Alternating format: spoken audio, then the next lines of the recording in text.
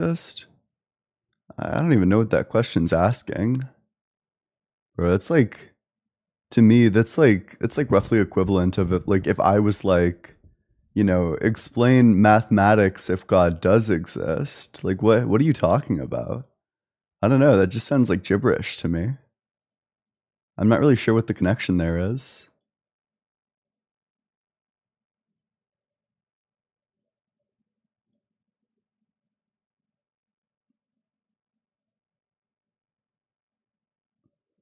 What's my meta-ontology? Gosh, I don't really take a stance on that. I haven't read into meta-ontology. I've read a little bit into Thomason, but I haven't read enough meta-ontology to have a stance on like under what circumstances is your theory committed to the existence of like certain entities. I don't know. I have no idea.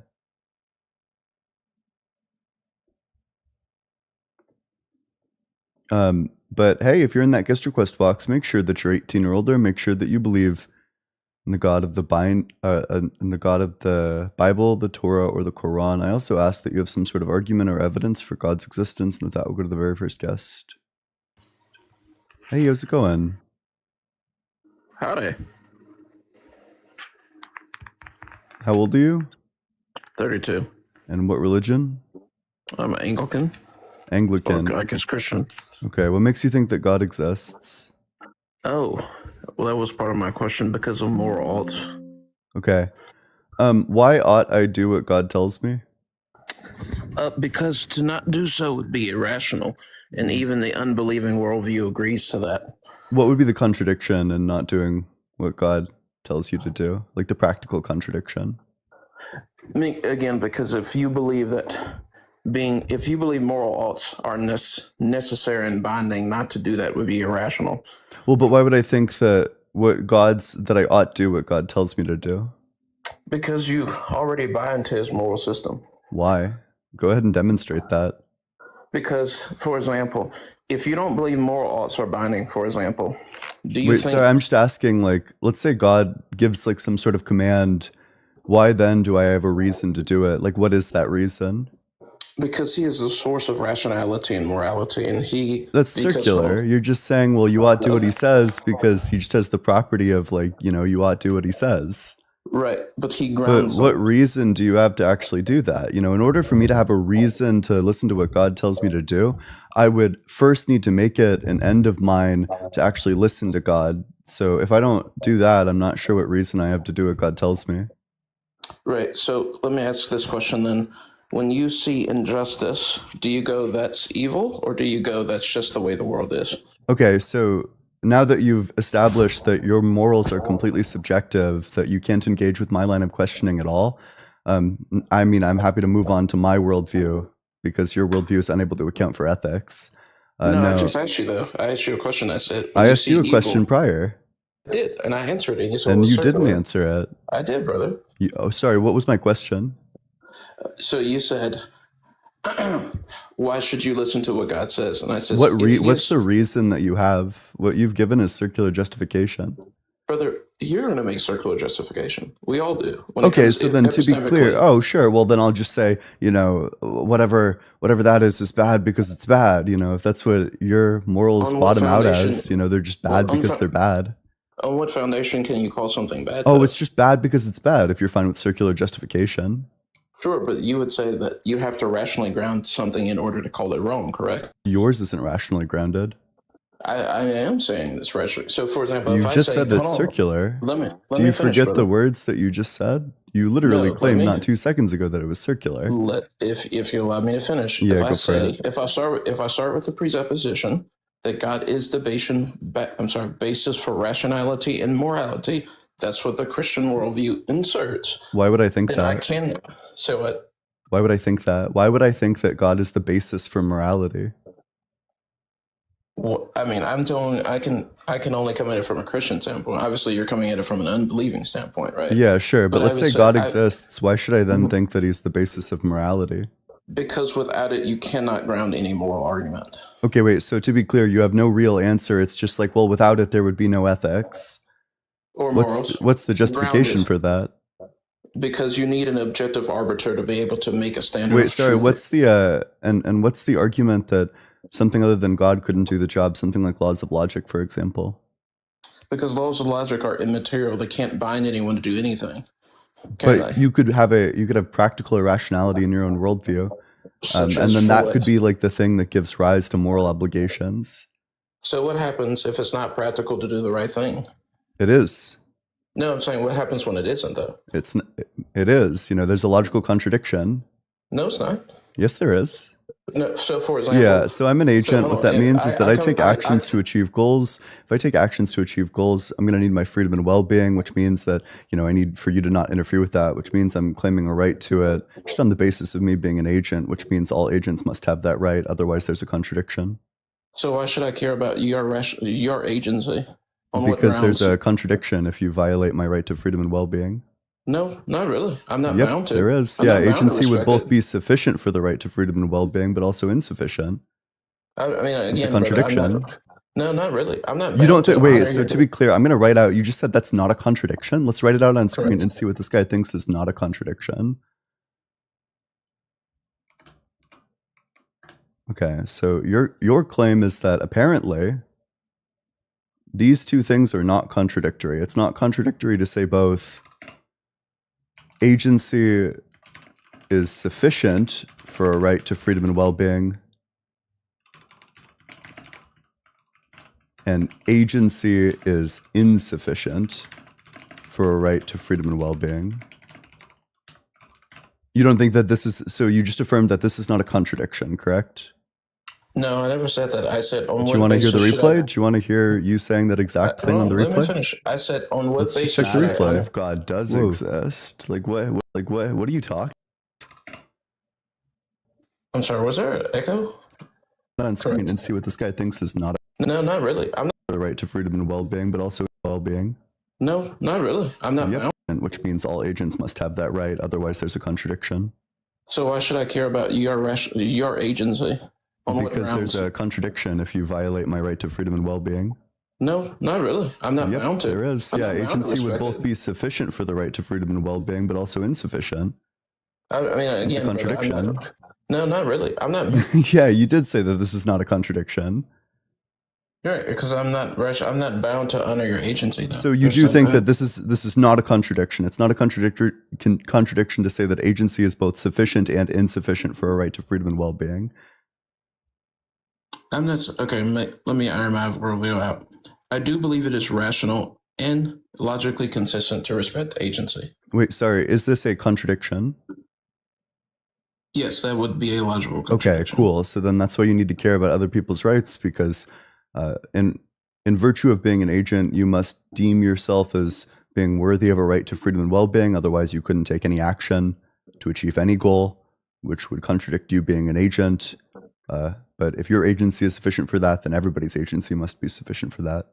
On what basis? Because On the basis of logic. No, okay. Let me backtrack this. It's a contradiction, bud. Let's iron this out. Yes. Am I morally obligated to respect your agency? Yes, specifically my freedom and well-being. Based on what? Based on logic. Okay, but logic is a brute fact. It can't bind me to do anything. Wait, sorry. What's the argument that logic is a brute fact? Because it exists outside of ourselves, doesn't it? Okay, so I'll type out your argument. So logic is a brute fact. So I have premise 1, logic exists outside of us. Premise 2, what's your premise 2 here? That logic cannot bind anyone. Logic cannot bind anyone. You got a third premise, or? No, that's it. Okay, sure. What inference rule does this argument follow? Logic exists outside of ourselves. Logic cannot bind anyone. Logic is a brute fact. Yeah, what's the inference rule there? I don't know.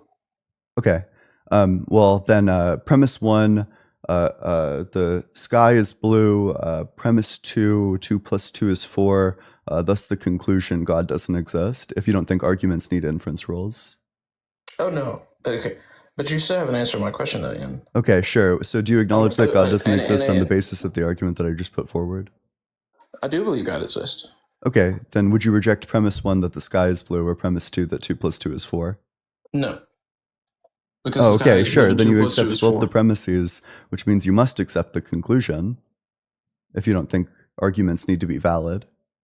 No, dude, Leon, listen to me, brother. You're not listening to me. I'm not denying that we should be rational creatures who respect each other's agency. Do you think that the I'm argument saying, you gave is valid before we pivot away from it? yes, I do. Okay, sure. So what inference rule does it follow? You're not listening to what I'm saying, though, brother. You're not giving a valid argument. Brother, I am. I'm saying If I it's have valid, a then it worldview. follows an inference rule. What's the inference rule? It does. The inference is if we say that humans are rational creatures, I agree with that. If we say that it is rational to respect agency, I agree with that. I'm saying logic cannot force me to rationally respect your agency. It can make the suggestion, but it's not binding.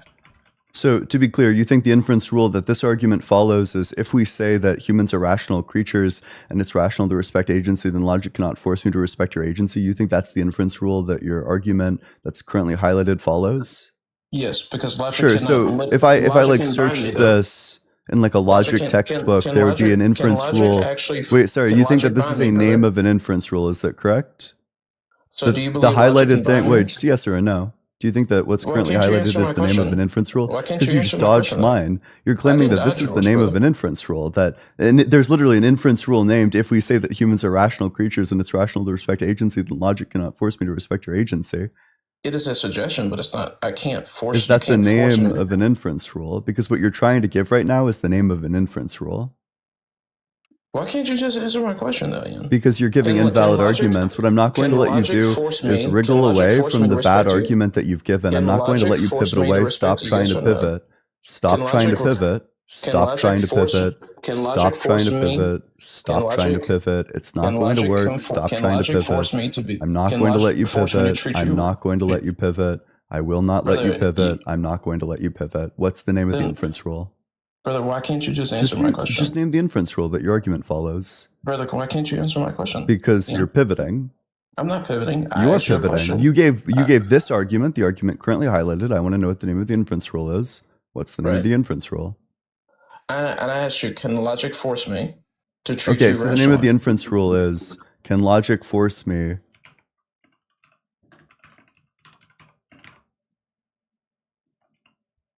Is that the name of the inference rule?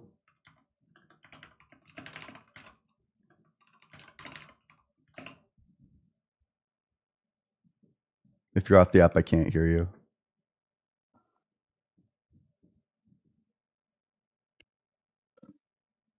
I just want to know what the inference rule here is, or just like some concession that this is an invalid argument. Can logic force me? The answer to that question is no. Logic cannot force me. Okay, so this is the name of so you are no longer engaging in the discussion, to be clear. You're not actually interested. You just want to pivot to something else. I'm sorry that you gave an invalid argument. Unfortunately, I'm not going to let you pivot away from it. What did I say that you believe is irrational? You gave this argument. Stop trying to pivot away from it. So you said that you thought that this is a valid argument. So if it's a valid argument, then it follows an inference rule. What's the inference? Wait, he's still trying to pivot. I don't know how many hours of Weasel footage you watched prior to coming up for this debate. Okay, then he ran the fuck away. I mean, who can blame him?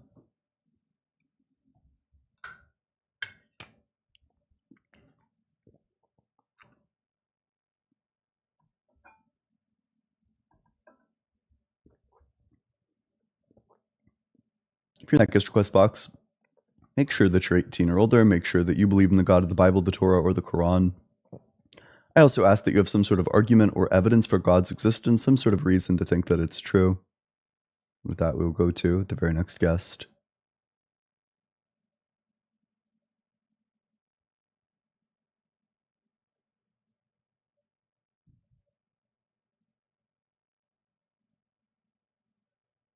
Moses Ponens, that's funny. I like that, I'm a fan.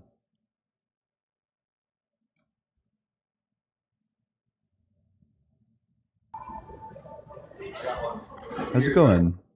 Greetings. I didn't want to be combative in any way. Yeah, I just felt like the last argument, it's almost as if you guys are trying to use logic outside of actual understanding.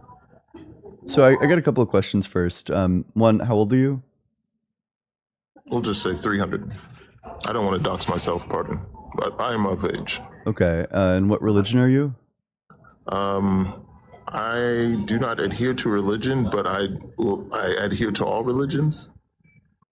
Well, that seems to be a problem because, the religions are contradictory. For example, like Islam is going to say that there's only one God, whereas, Christians are going to say like God is triune. And, the Muslims will explicitly reject that. So valid. I find the similarities are pretty blatant to me.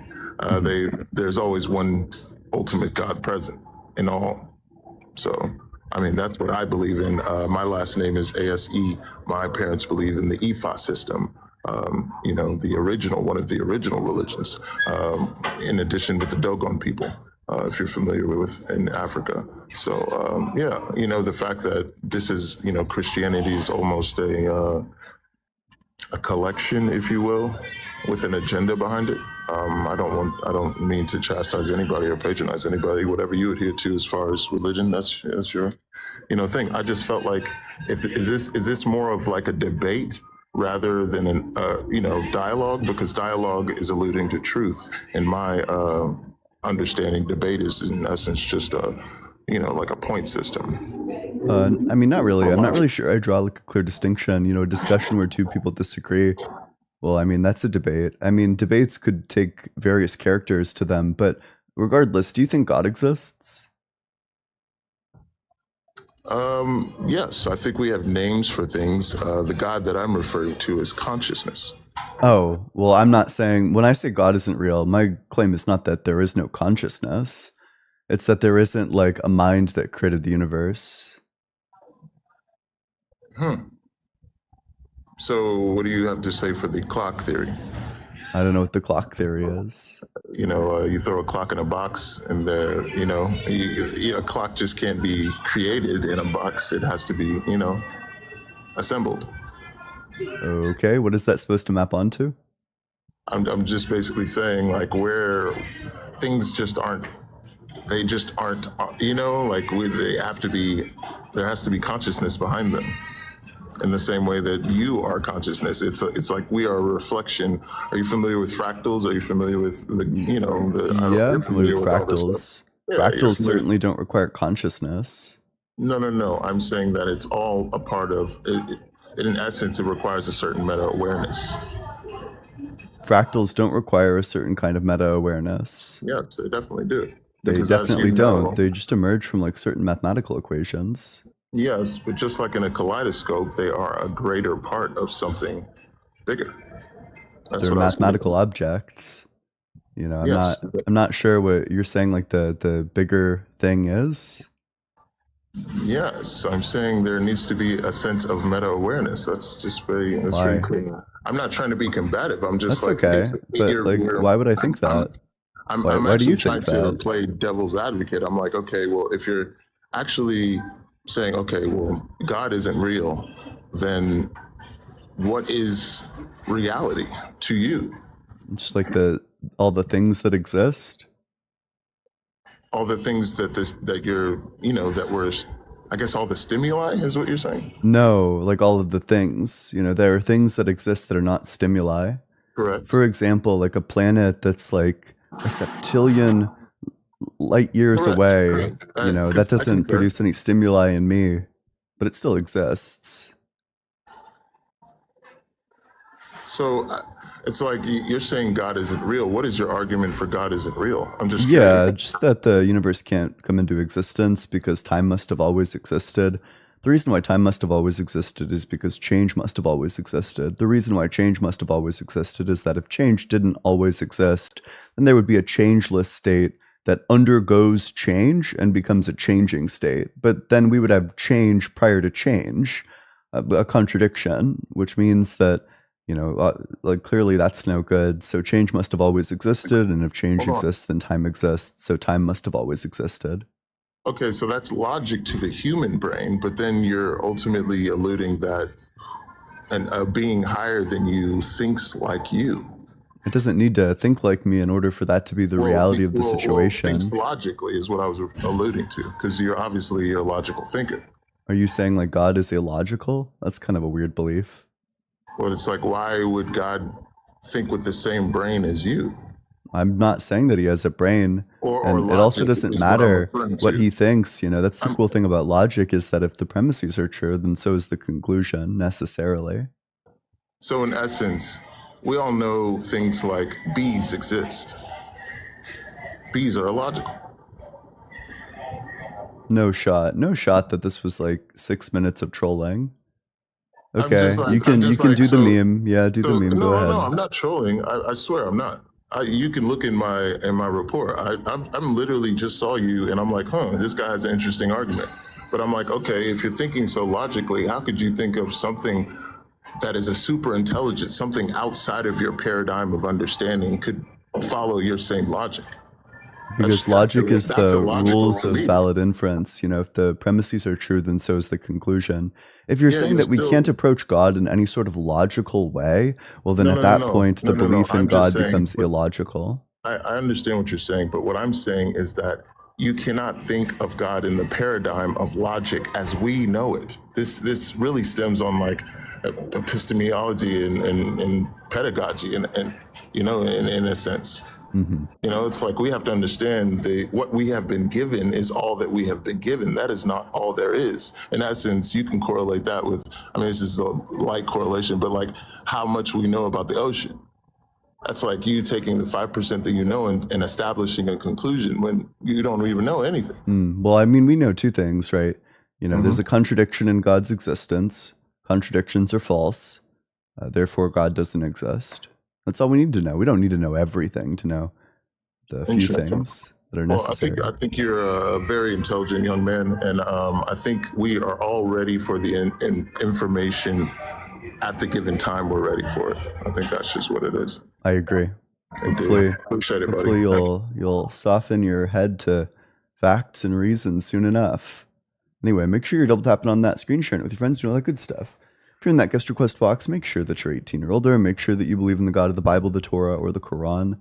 I also ask that you have some sort of argument or evidence for God's existence, and with that, we'll go to the very next guest.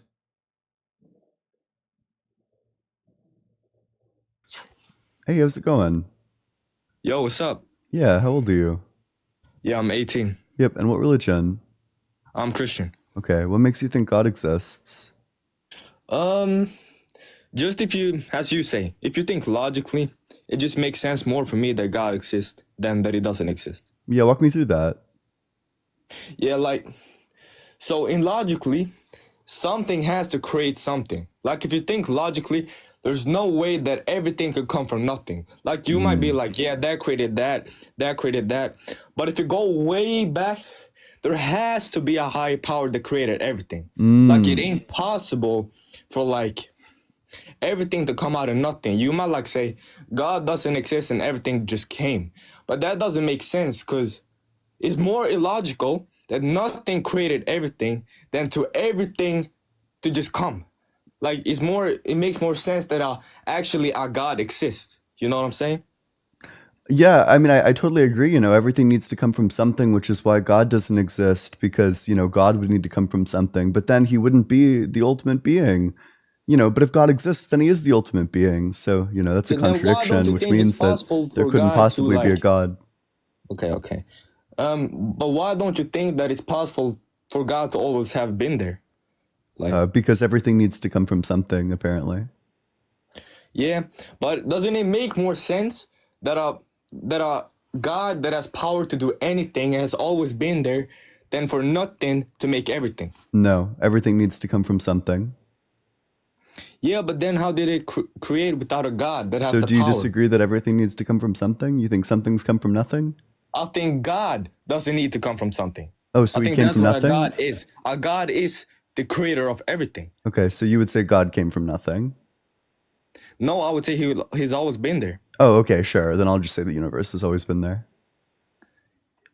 Okay. I still think that God always has been there. Okay.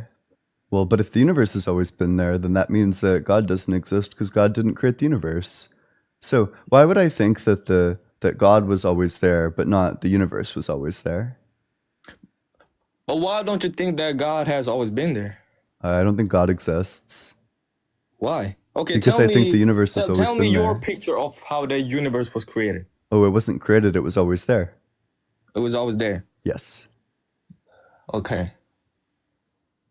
So that's your belief. Yes. But what is the reason for you to don't want to believe in God? Like, It's not I that don't I- understand. It's not that I don't want to Nothing. believe in God. It's Why? that there's like a contradiction in God existing, you know? God would be What is the the creator of contradiction? time, but also time can't be created because it must have always existed, you know? If change exists, then time exists, and change always existed, which means that time always existed. And that means that God never created time, which means, that he doesn't exist. But okay. Yeah, I understand what you mean. I don't necessarily agree, but I understand. hmm But Which part of that would you disagree with if you had to disagree with something? like, I think that it actually is possible for God to create time. Like, I know it might not make sense. Like, how is a person outside of time?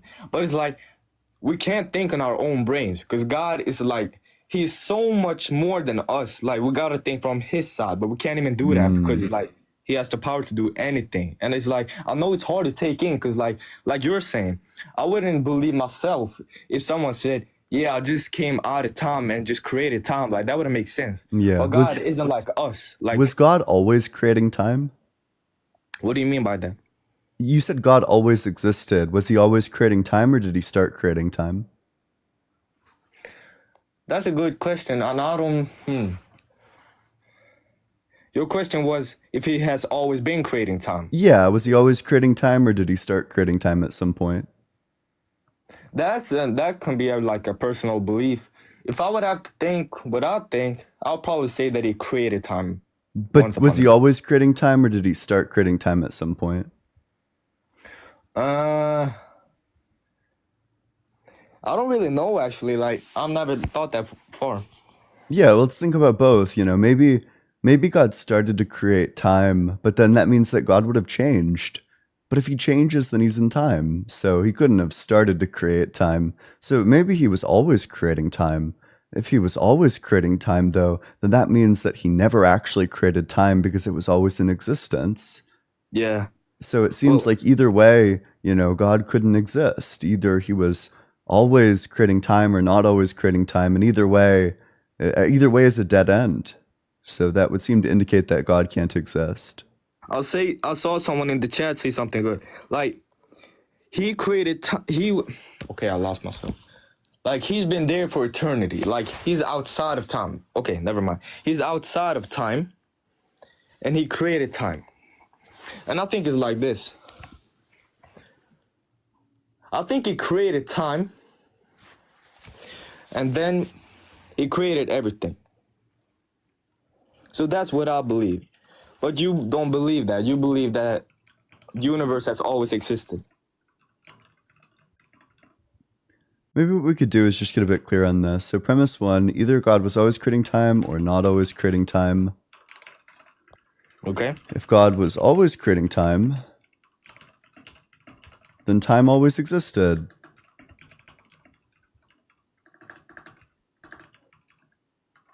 If time always existed, then God never created it. If God was not always creating time,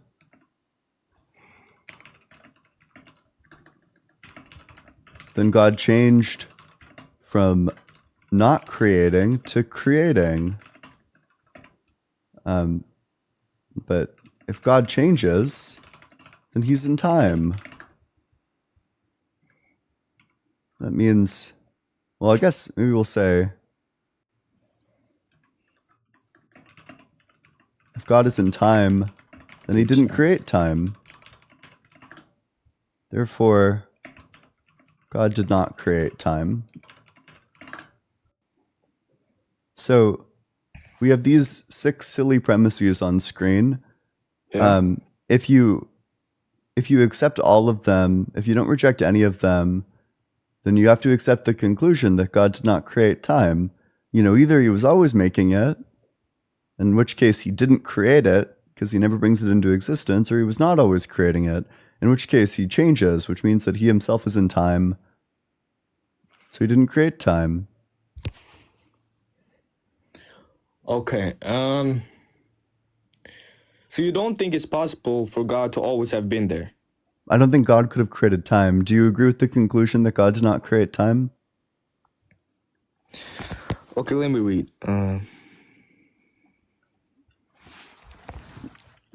I think, honestly, I still think that God created time.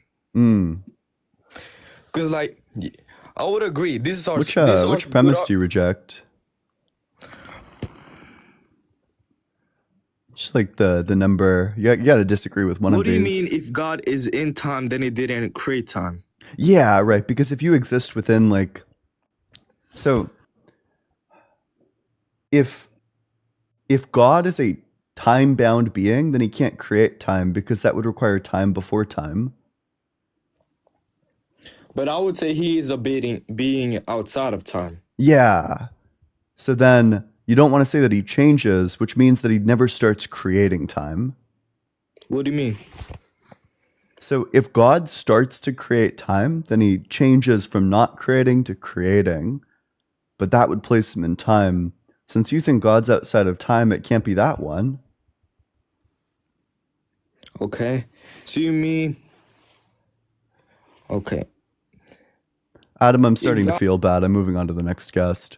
Make sure you're double tapping on that screen, sharing it with your friends, doing all that good stuff. If you're in that guest request box, make sure that you're 18 or older. Make sure that you believe in the God of the Bible, the Torah, or the Quran. I also ask that you have some sort of reason to think that God exists. And with that, we'll go to the very next guest.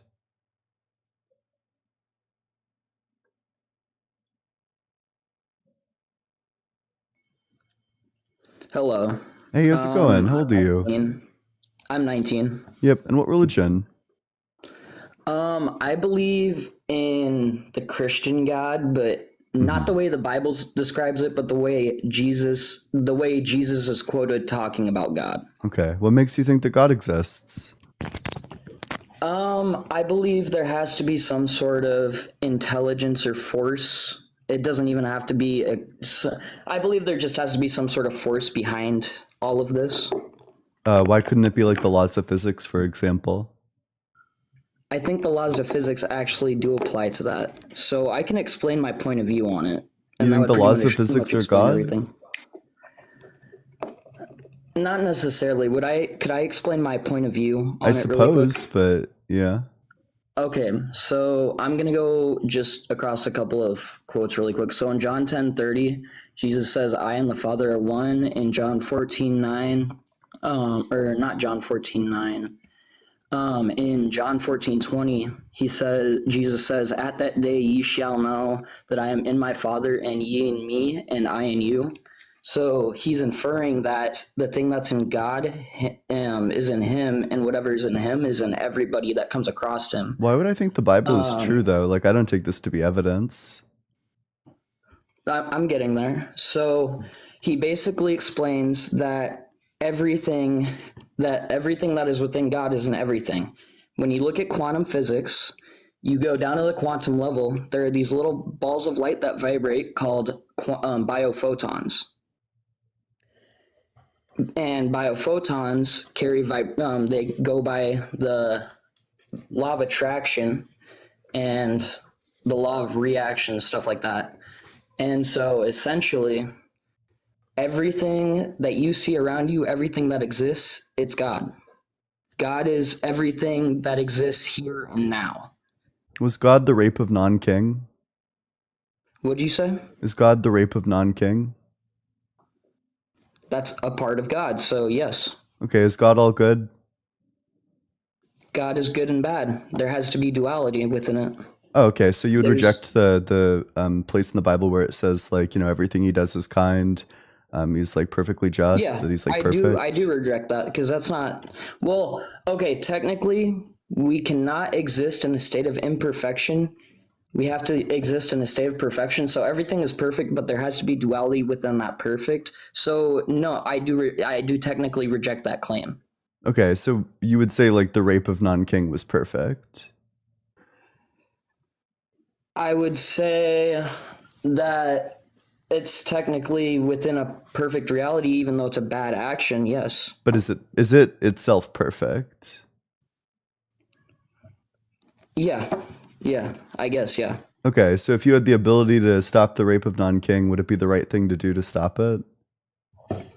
I can't have an answer for you because I don't know what society would look like now if I would have stopped it. I take that as a reductio to the view, to be clear. I think Okay. that your uncertainty as to whether or not you would have stopped like a horrific atrocity, I don't know, is like quite strange. Yeah. I guess I might be a little more philosophical and evidential than Okay. just because I don't believe purely in what the Bible says about God. I believe in the way Jesus describes and the way that Jesus lived. Okay. But why would I think that God exists? We are all God. Everything that exists here and now that we can conceive is God. What's the argument for that? So if you look at philosophy, if you go into solipsism, if you repeat that, if you actually look at that, you can it's the fact nothing exists outside of your brain. Your brain creates everything. And if we look at that, science, they just actually discovered that the universe is a giant consciousness. And if you look at that, we're just individual parts of the consciousness. We're the universe experiencing itself in different forms. But God is the universe and everything in existence. Okay, there's a lot to unpack there. One, I think probably the most dubious thing you said was that it was recently proven that the universe is conscious. I'm dying to know where that was proven. And second of all, I mean, if you're a solipsist, no, it wasn't. You know, there aren't things that happen outside of your mind if you're a solipsist. So if it was proven, then you yourself would just know it. I'm not a strict solipsist. There's a difference because I think that all of our consciousnesses would come together and it would create the universe, but like you create the reality around you, what is going on around you. And that comes together to create one big giant consciousness. Maybe the term you're looking for is idealism, not solipsism. But why would why would I think that, for example, that, you know, all of this is just one consciousness? Because everything that happens has an effect on itself, but you have to have awareness. Awareness exists and non-awareness exists. So there I don't know why that would mean that everything is conscious. I don't think that everything is. It affects the conscious. Everything's part of the conscious. Damn, you actually. I'm not gonna lie. You got me with that. Yeah. Fuck. Well, hey, do you have anything else? Nah. I try to put together a rational point of view, but you That's got okay. me. You should You got me. you should not try to do that yourself. You should defer to like the people who have thought about this really deeply. You should read into things like philosophy of religion, and like different like models of God. I've actually spoken at 2 colleges on religious philosophy. I've done 2 lectures. Okay, that's pretty cool. Well, hey, thanks so much for coming on up.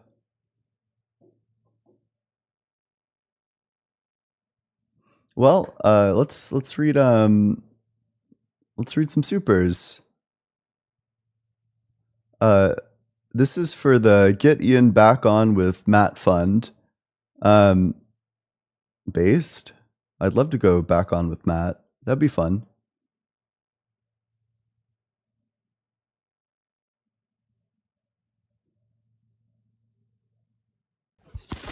Hey, how's it going? Hello, how you doing? Doing well. How old are you? I'm 20. Yep. What religion? So I'm a Christian. Okay. Yeah. What makes you think God exists? So I've been a Christian for like a year and a half. So to give some background, I was like an atheist for 14 years. So I believed that there was no God. But I feel like God exists because, like, just logically, you So like positing the fact that the universe hasn't existed for an eternal amount of time, if you like, look to the Big Bang, so it had a beginning. And then you come to the question like, what brought that bang about? What made it happen?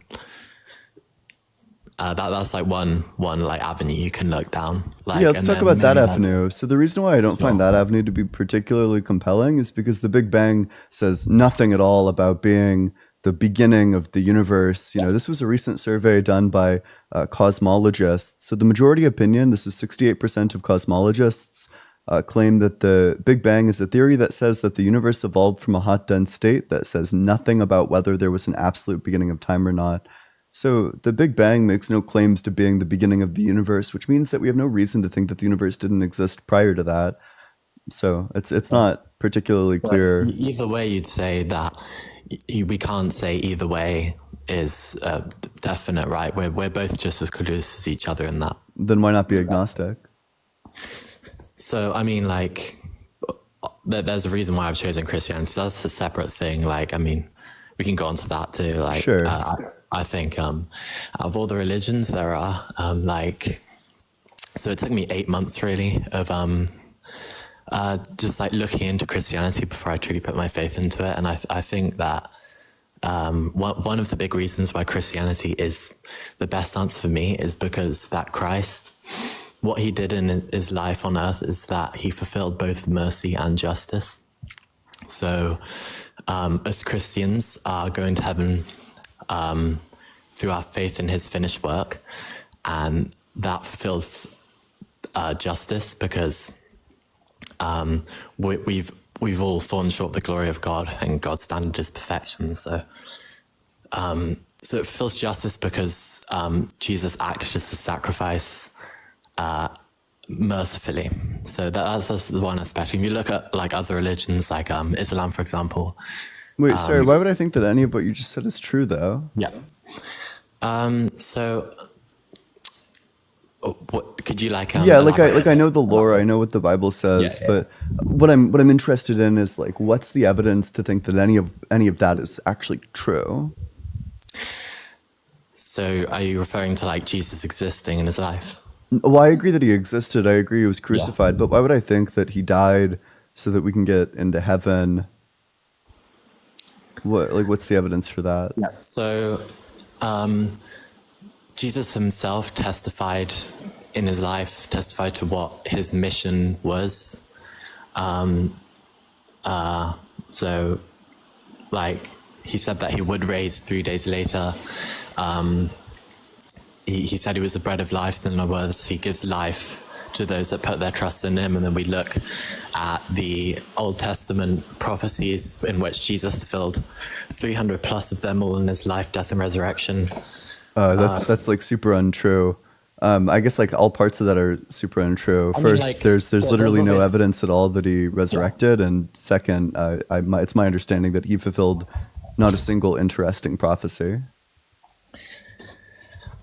Okay, so you'd say that I couldn't bring any sort of rebuttal to that statement. No, you absolutely could, right? Like your floor is yours. What's your rebuttal? So you're saying Jesus didn't fulfill like one of those prophecies? That's quite a bold statement. My understanding is that he hasn't fulfilled anything, like any of the interesting prophecies, right? Like Interesting. you could So probably changed your- find prophecies related to. I think that he fulfilled like a prophecy related to him like riding a donkey, but even that one, I'm pretty sure he didn't fulfill the entire prophecy.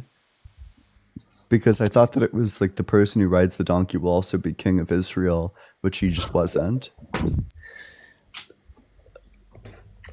What could you tell me like what verse that's referring to? King of Israel. Sure. Riding a donkey prophecy.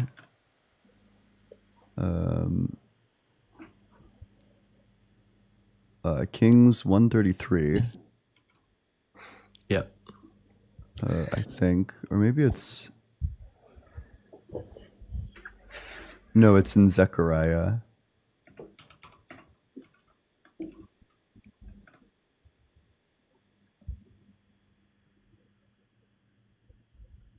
Okay. Let me find. So this is Zechariah 9:9. Okay. Rejoice greatly, O daughter Zion. Shout aloud, O daughter Jerusalem. See, your king comes to you, triumphant and victorious is he, humble and riding on a donkey. So people will try to claim that as being like a prophecy that Jesus has fulfilled, but he was never king of Israel. So it's not a fulfilled prophecy. So like, we look at Isaiah 53, the last one, and it says that he was, so I don't have my Bible on me, well, like any sort of technology, but he was stricken, like he was pierced for our transgressions, by his stripes we're healed, and he was despised, he was like physically... Who was? So Jesus, so like... You think Isaiah 53 mentions Jesus? Yeah, so I'd say it's a prophecy to the Messiah, and Jesus is the Messiah. So who is it talking about in Isaiah 53? Like what's the term that it uses? Do you know? I can tell you if you don't, it's fine. I'm not really sure what you're referring to. Sure. So specifically what Isaiah 53 is talking about, it's describing a servant, a suffering servant, a servant who gets pierced for transgressions. And luckily, first you turn to Isaiah 53 to read about the servant, and then you turn back 4 chapters to Isaiah 49 to determine who that servant is. And he said to me, "You are my servant Israel, in whom I will be glorified." So the servant that's described in Isaiah 53 is not a Messiah, but is rather it's talking about Israel. It tells you explicitly who it's talking about.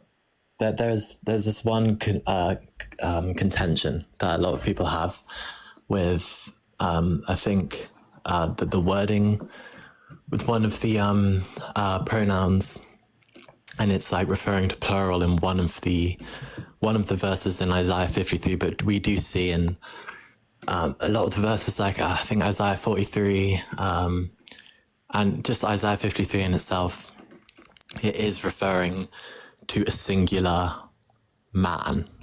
What do you think my argument is, and how do you think that responds to it? Because you're saying that the servant is Israel, right? And I'm saying, no, the servant's actually a man. It's not. Are you saying that it would be a contradiction to say, like, you are my servant Israel? No. So there are verses referring to the servant as Israel, right? But that's not mutually exclusive with the servant also, being Jesus, the Messiah. Well, then that would just be like horrible writing if halfway through this metaphor about Israel as a servant, he switches to the servant now being like a completely new person without making any mention that he's doing that. That would be like the worst written piece maybe of all time. No, because if there's like a truth behind it, it would be referring to something, and just switch and refer to something else. I'm not really sure what you're what you're talking about. So if it's talking about Israel, right, in Isaiah 53, I don't exactly know. Could you I can go get my Bible right now, but I'll try and go find it. But yeah, if you can maybe pop up that before I find my Bible, speed things up. For which one? So like you're talking about it referring to the state of Israel. So where is that then? It's Isaiah 49:3. And he said to me, "You are my servant Israel, in whom I will be glorified." Yeah. Well, I'm talking about like Isaiah 53 though, in that one, possibly. Yeah, it's still the same servant. From Isaiah 49 to Isaiah 53, it's like this continuing thought. Okay.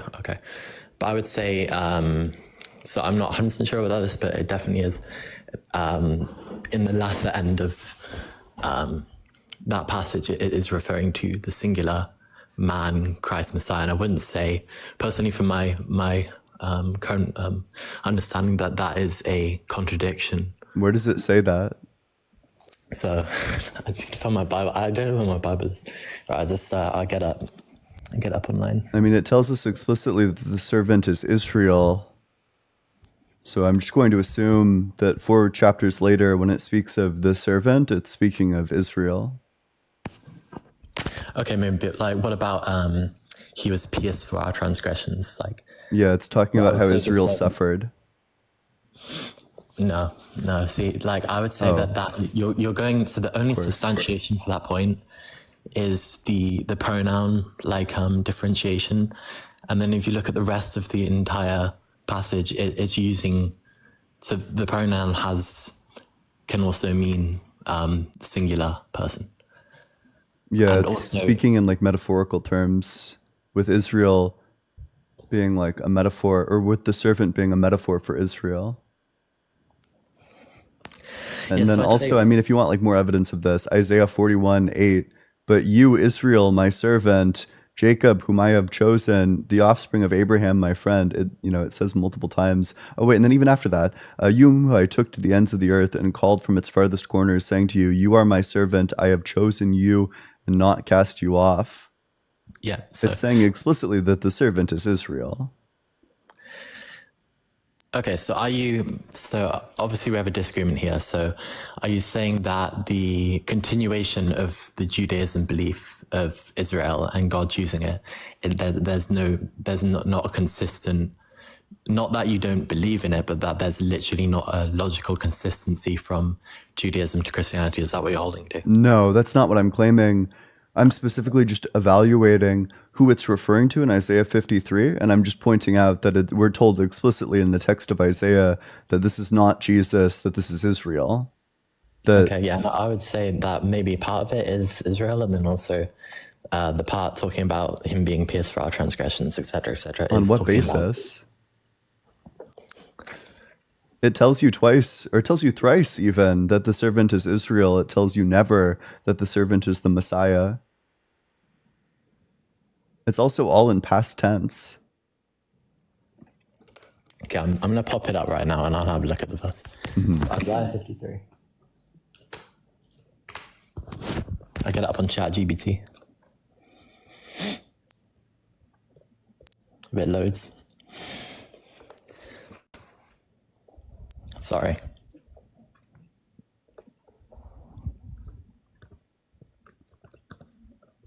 Mostly people who get their arguments from ChatGPT. No, I'm just getting up the verse for ChatGPT, You can just go to like the Bible Gateway. True. I don't know where my Bible is, honestly.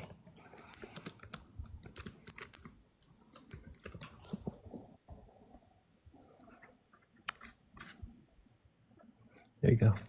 Bible Gateway, is it a website thing? Yeah, it's like if you type in any Bible verse, the first thing that comes up is the Bible Gateway. So Isaiah.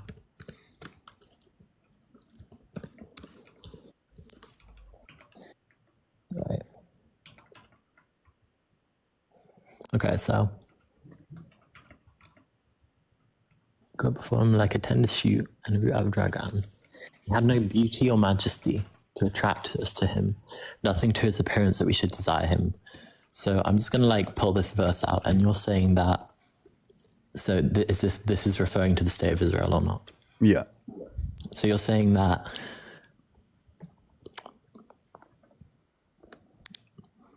the appearance of the state of Israel was undesirable.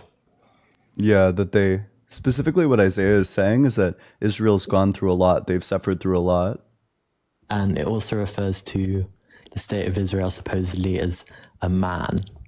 Yeah, it's a metaphor.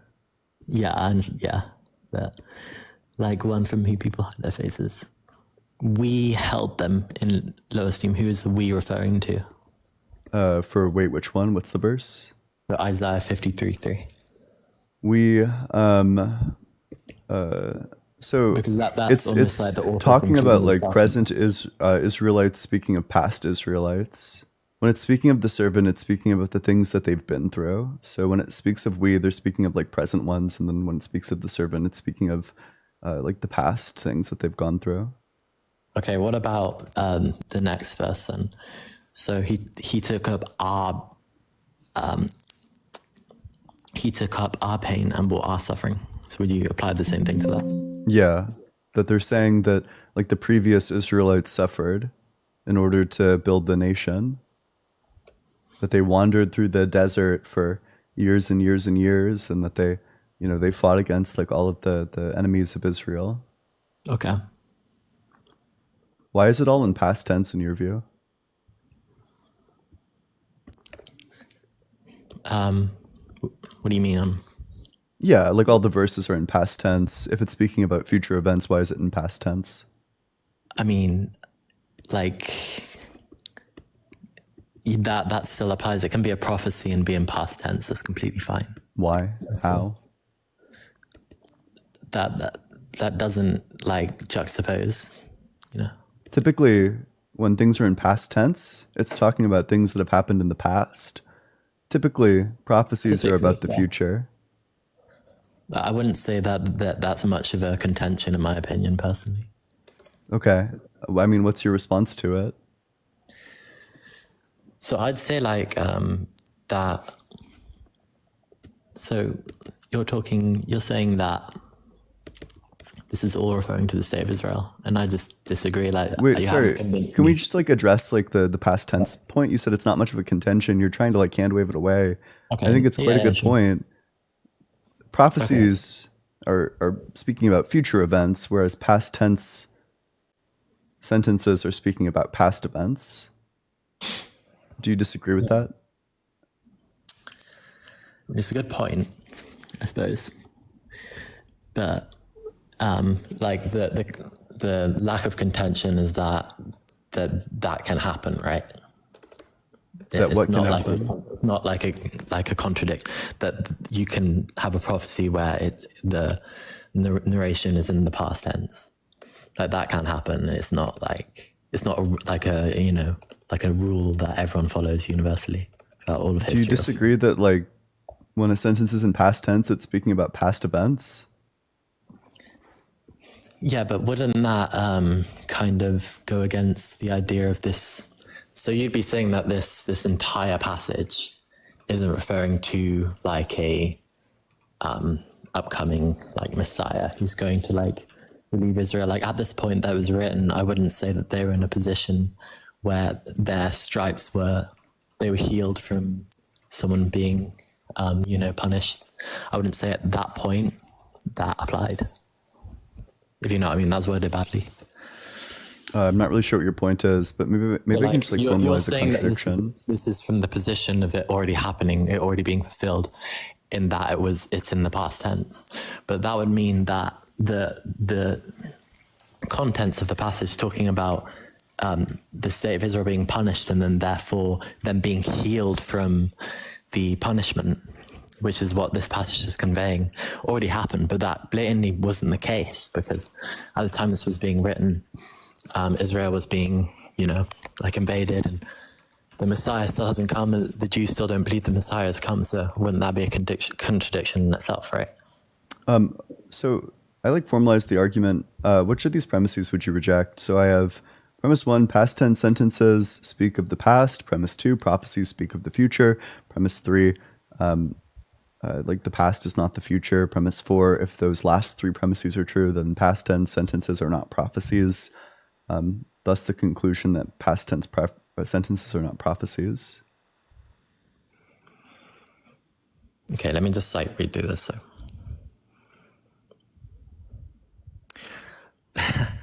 I mean, it logically flows, but I wouldn't say you can extrapolate this to everything.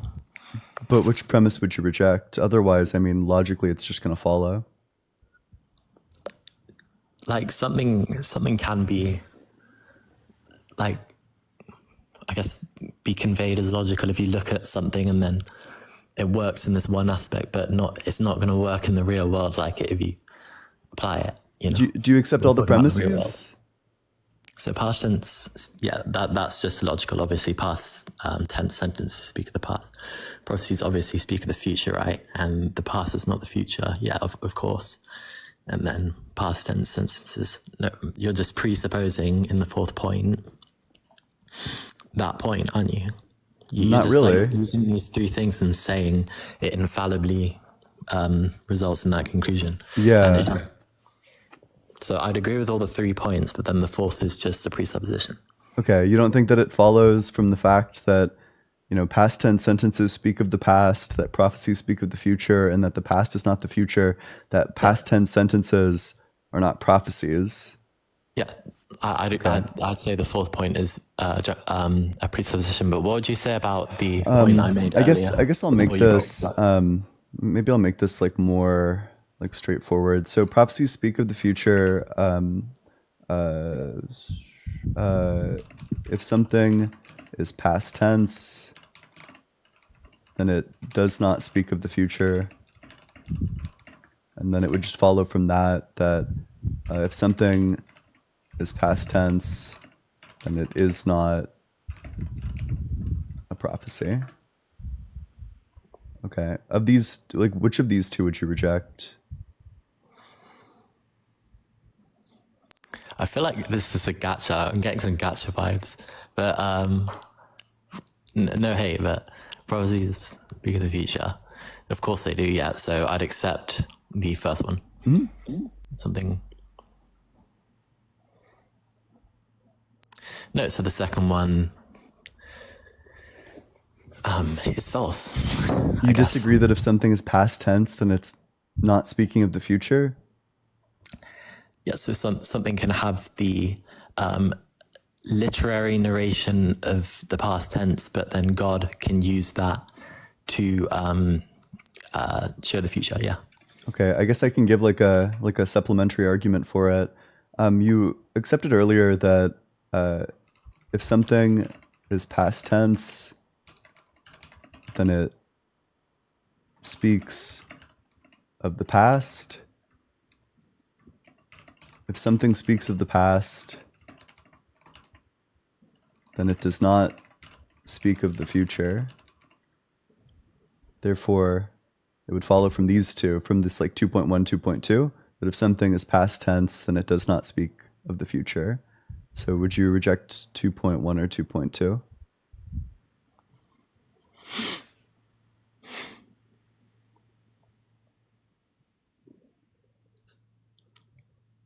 Okay, so if something is past tense.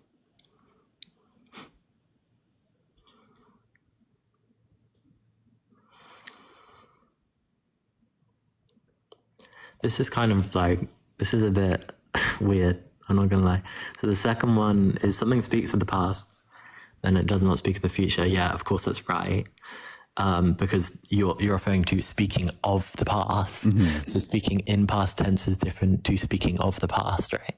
Oh, I mean, earlier you accepted that past tense sentences speak of the past. You thought that was like trivial. I don't think I. Yeah, I mean, because like, when we got down here from like you, the previous argument, you rejected 4. You accepted 1, 2, and 3, and then you rejected 4. 1, of course, was past tense sentences speak of the past. Yeah. So like past tense sentences speak of the past. Okay, so so that can be true, but then past tense sentences can also speak of the future. So it still holds, right? So would you accept or would you reject that if something is past tense, then it speaks of the past? So you see what I was saying with 2.2? I was saying that if something speaks of the past, literally of the past, then it does not speak of the future. And then the past tense then does not... if something is past tense, then it can speak of the past, but then it also can speak of the future for sure. Okay, I don't think that's going to be intuitive to me or like, frankly, like anybody else, that if something is past tense, that it does not speak of the past, that past tense sentences refer to like something other than the past.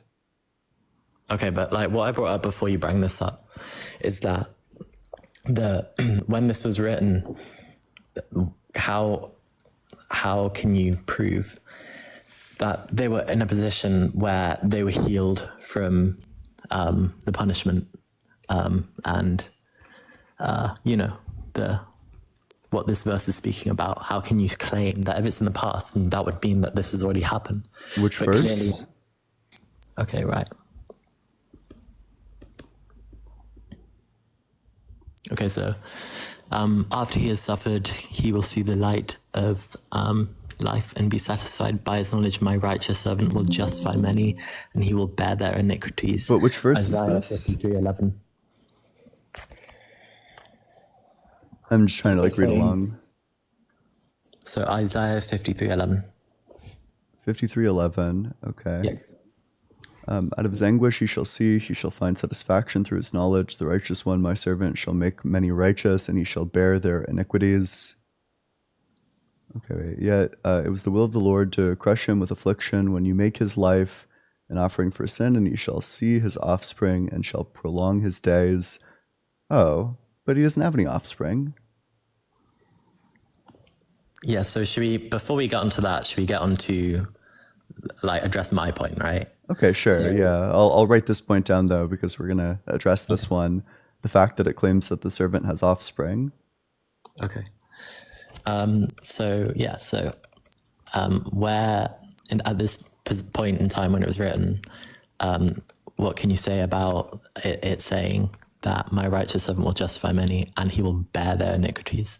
So you're saying the animal sacrifices at that point resemble that, perhaps? For which one? Which translation are you using?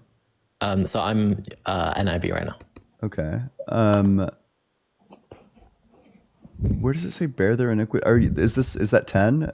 Yet it was the will of the 11. Lord to crush him with affliction. When you make his life an offering for sin, he shall see his offspring and shall prolong his days. It's because every time the Israelites fucked up, they got punished for it. God punishes the Israelites all the time. You know, when they start worshiping the golden calf, God's about to punish them, and then Moses has to beg them not to. And when David takes the census, God punishes the Israelites.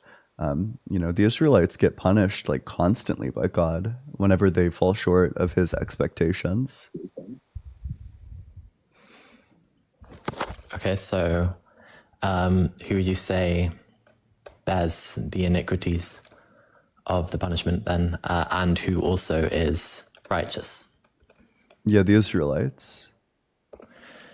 So you're saying they are both being punished for their wrongdoing, while also being... Yeah, they're still God's chosen people, yeah. Like, relative to like the nations around them, God deems them to be righteous, even though they still fuck up, yeah. That's like the text of the Old Testament, is that the Israelites fuck up from time to time, but are still like the most righteous people. So through Israel's suffering, in other words, sinning, because they are doing, for example, the census, so you're attaching that to the sinning. But here in this verse, it's kind of signifying that the suffering is actually the act that justifies the many and is the bearing of the iniquities. But that's like, sin can't be a sacrifice, can it? And we see at this point... No, but the sacrifice is the punishments that they receive.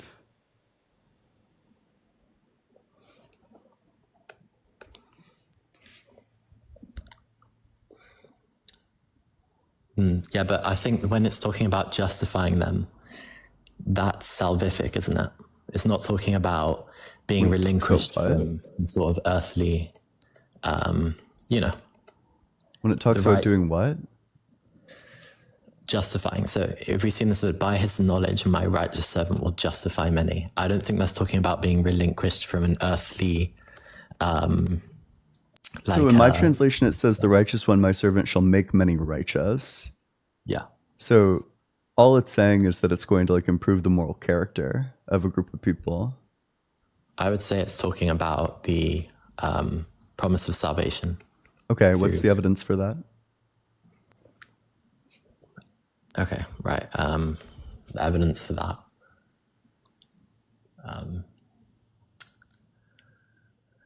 So obviously I can think of like a million verses right now, but I'm just trying to come up with something.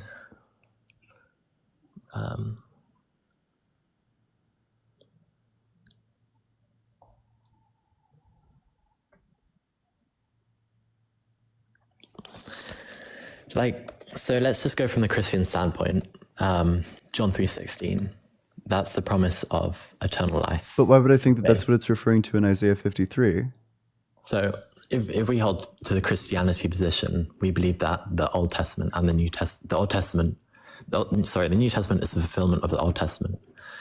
And Israel was like an apparatus through which God used to bring his Messiah to all of the Gentiles, which is also seen in the Old Testament. It says that God will not use Israel just to bless them, also to bless the Gentiles as well. And then we see that Christianity is the fulfillment of that. This and is then like the exact thing that I'm not granting. Okay, so why is that?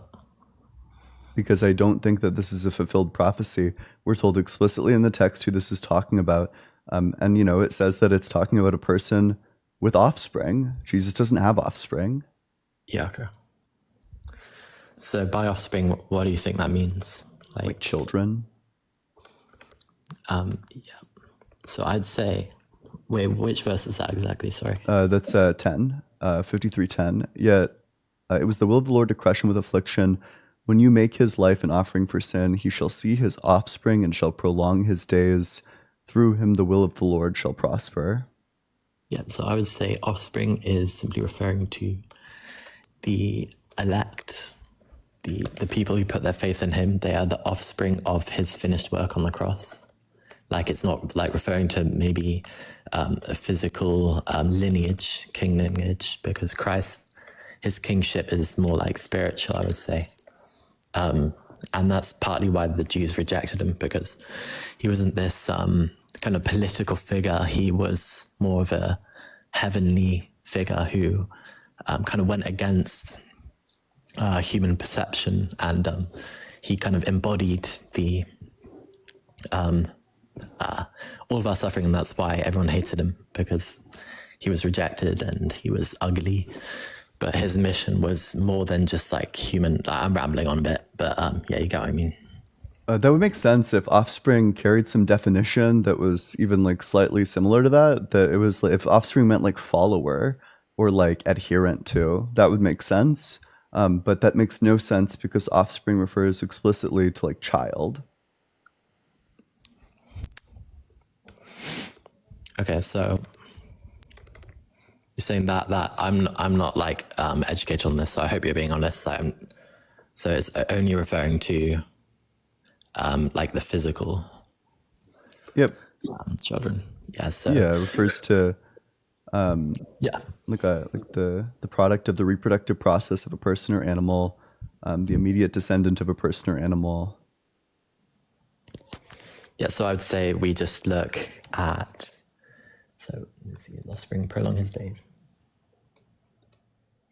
So maybe this is referring to the physical, like I'm kind of reaching here, but like Jews who are saved in the end times, like of the blood of Abraham, you know, like Abraham. But then also we, as Gentiles, we are grafted into the vine, and we look at verses that also show that we are part of this promise, and that is substantiated in the Bible, both in the Old and the New Testament.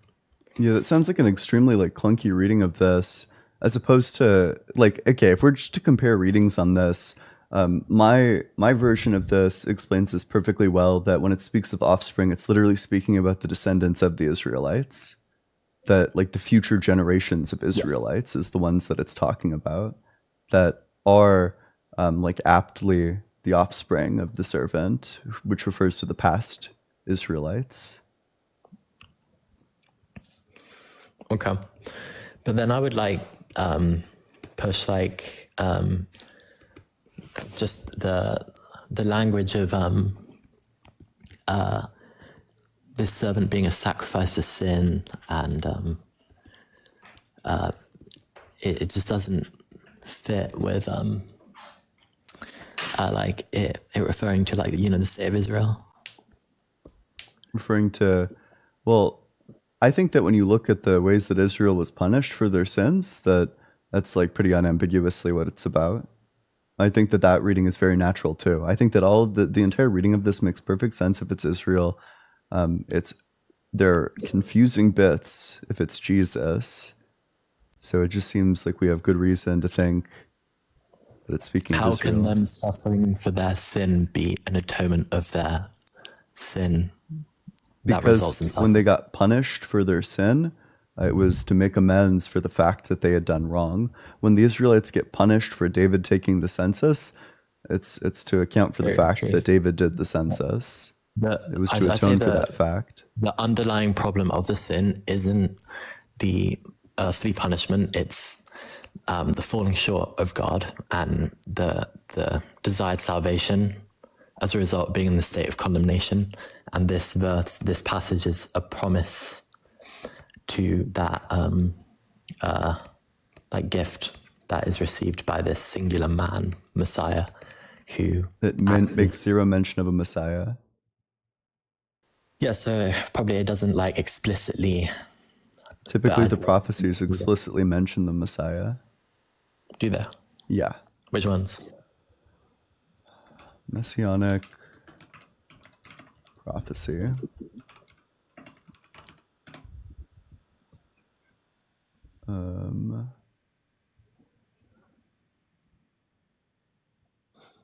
You'd agree that it's pretty mainstream in Christian circles to say Isaiah 53 is a messianic. Yeah, which is confusing because it's just obviously not about Jesus. Okay, but you'd hold then that there are other verses that you would say even if you don't believe in it. That what? That do show the consistency from Judaism to Christianity with the Messiah indication. Well, there are verses that speaks explicitly about messiahs, but I mean, no, I don't have a reason to think that.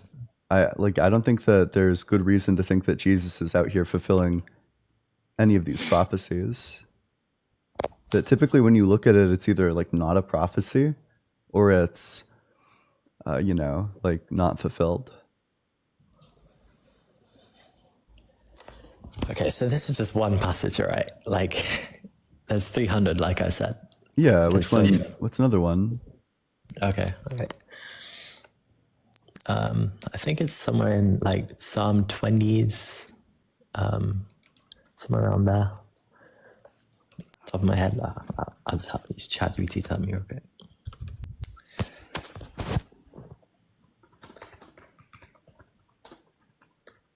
Psalms 26? Perhaps.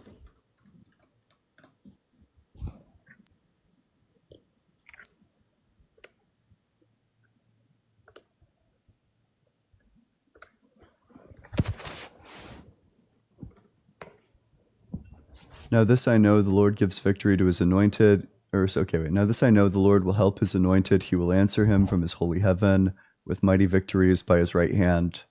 Jesus didn't get too many mighty victories. I don't know if you're aware of that. So what made you think this was a prophecy? Are you saying that people do say it is? Oh, sorry. I didn't make the claim that this one's a prophecy. You made the claim that this one's a prophecy. Oh yeah, I'm still trying to get ChatGPT to work right now, but I'm sure there is. So I'm getting up right now. So. Okay. Well, listen. I could debate ChatGPT anytime I want, so I'm probably going to move on to the next guest.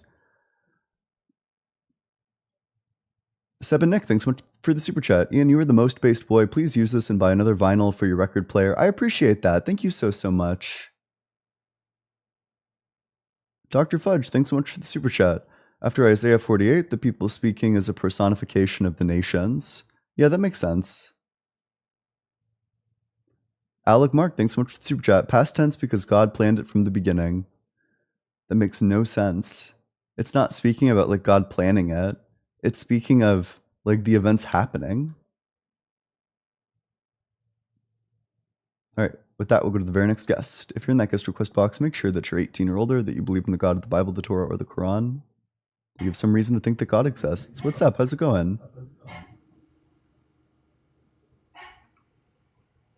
Kassane?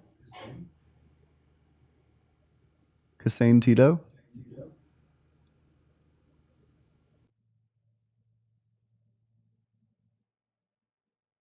All right. Hey, supposedly Ian, how's it going? It's going pretty good. Yep. How old are you? I am 19 years old. And what religion? I am, how'd you say it? Nondescript theism. Mmm. Basically just your argument from the April 1st thing. Sure. Well, what makes you think God exists? The thing you said about the quarks, that if the charges were ever so slightly different, nothing would be capable of happening. And I thought about it, and that does actually seem pretty convincing. Sure. So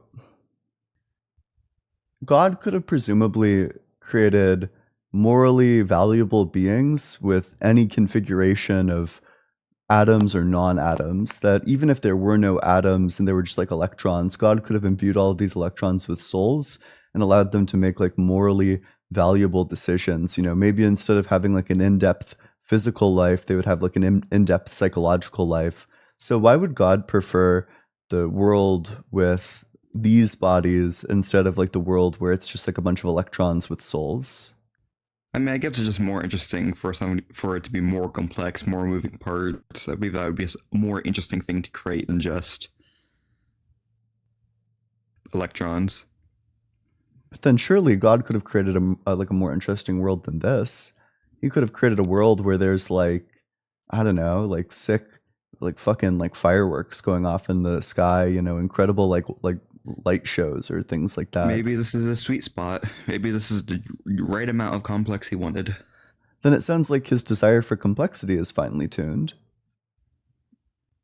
Is there a problem with that? Yeah, because then you would be appealing to something that's finely tuned to explain the fine tuning. It kind of kicks the can down the road. Yeah. I guess, I don't know, how do you explain just the specificity of it? So my explanation is going to be that ultimately it's going to be necessary, either just via the laws of physics couldn't possibly have been otherwise, or perhaps there's like some sort of like multiverse explanation.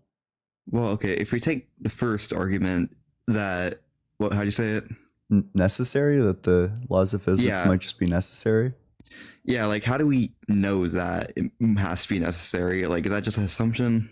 So we could give arguments that everything is necessary, that, you know, every contingency needs an explanation. So that rules out the possibility of brute contingencies. It also rules out the possibility of an infinite chain of contingencies, because that chain itself would be a contingency requiring some sort of like external non-contingent necessary explanation. But, you know, if something is necessary, then whatever it produces is also necessary, which means that you can't go from a necessity to a contingency. There can't be like an infinite chain of contingencies. There can't be a contingency like a brute contingency, which means that there just can't be any contingency. Everything must be necessary. So I'm assuming that out of the two you said, the logical necessity versus the multiverse. I'm gonna assume you mean the first one is one you believe, right? Well, I think both of them are like plausible, so I'm honestly just trying to think which one helps my point more, but as more I think about it, yeah, that tracks. I secede. All right. Hey, thanks so much for coming on up. If you're in that guest request box, make sure that you're 18 or older. You believe in the God of the Bible, the Torah, or the Quran, and that will go to the very next guest.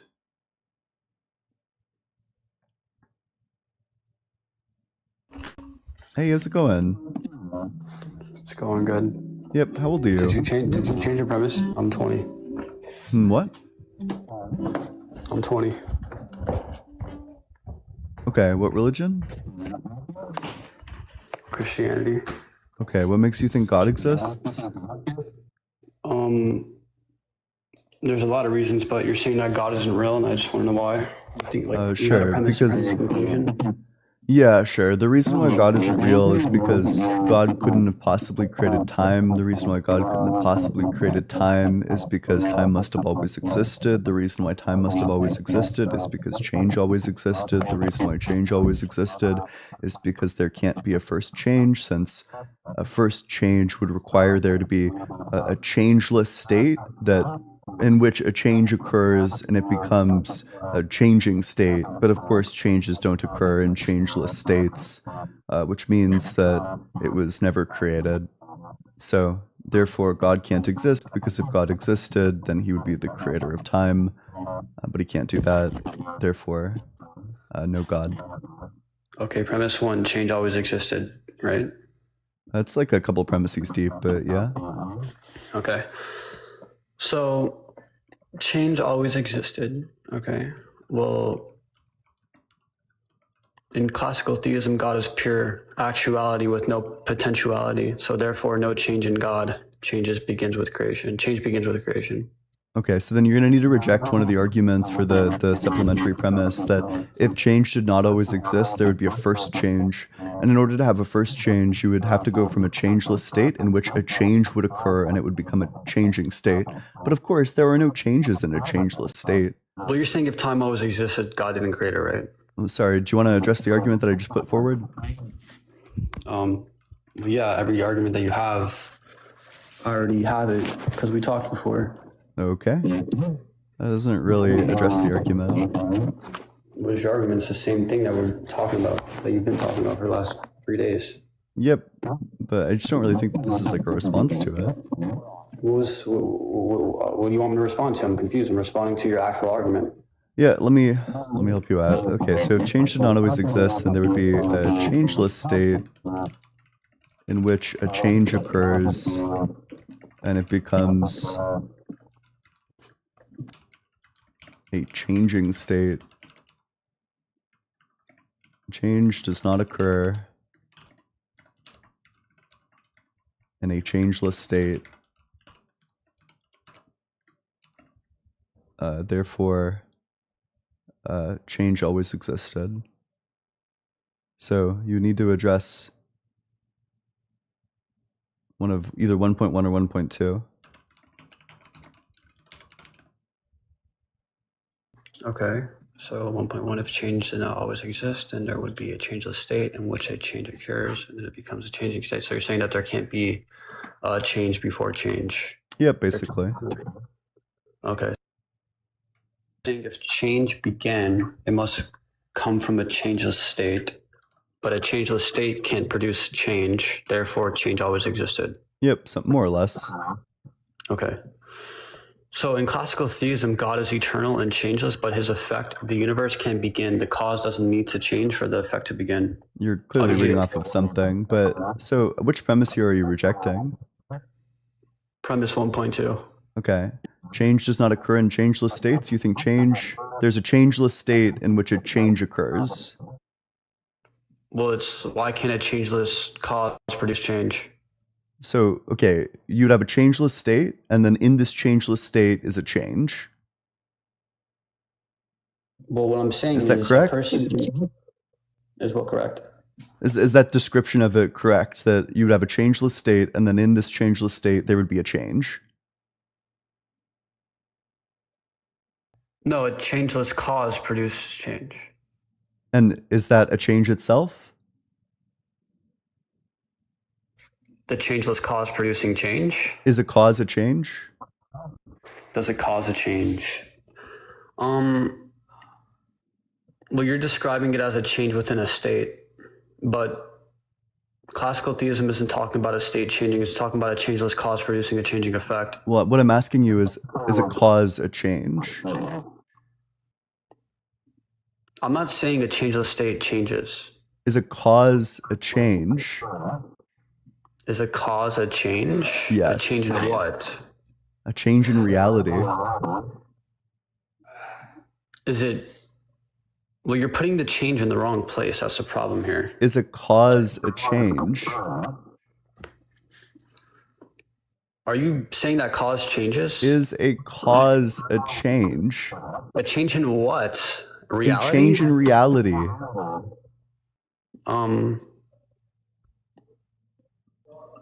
Yeah.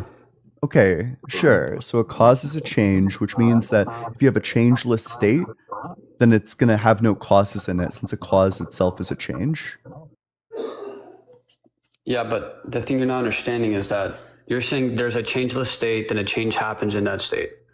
Okay, but I'm not saying a changeless state changes. I'm saying a changeless cause produces an effect that begins to change. The change is in the effect, not in the cause. But you just said that a cause is a change.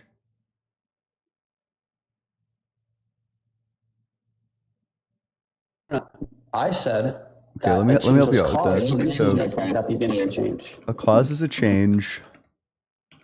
A changeless cause. So if a cause is a change, is a change, then a changeless cause is a changeless change.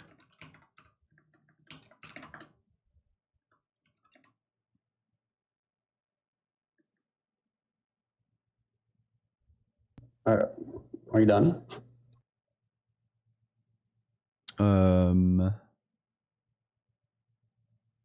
Sure. Yeah. A cause is a change. If a cause is a change, then a changeless cause is a changeless change. That a changeless cause is a changeless change. Or I guess I'm sorry. I actually wouldn't be done. I would need a third premise. If a changeless cause exists and a cause is a change, then no, sorry, this would actually just be two premises. Well, it's basically a changeless cause produces an effect that begins to change. The change is in the effect, not in the cause. Okay, wait, so which premise are you rejecting here? A cause is a change. Cause exists and a cause is a change. Okay, a changeless cause does not exist.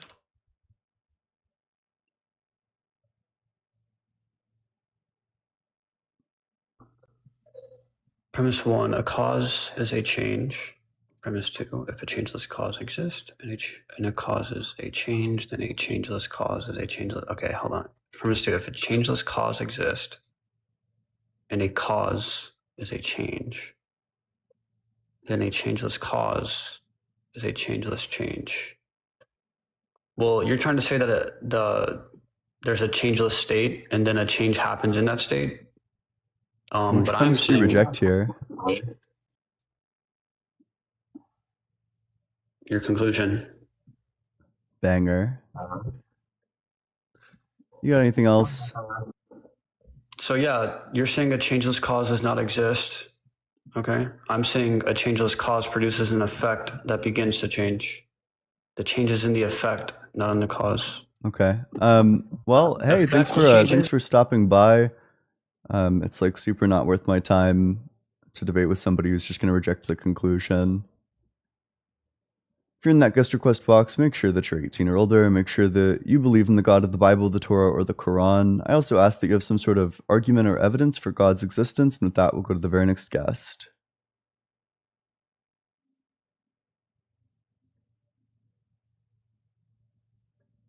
Hey, how's it going?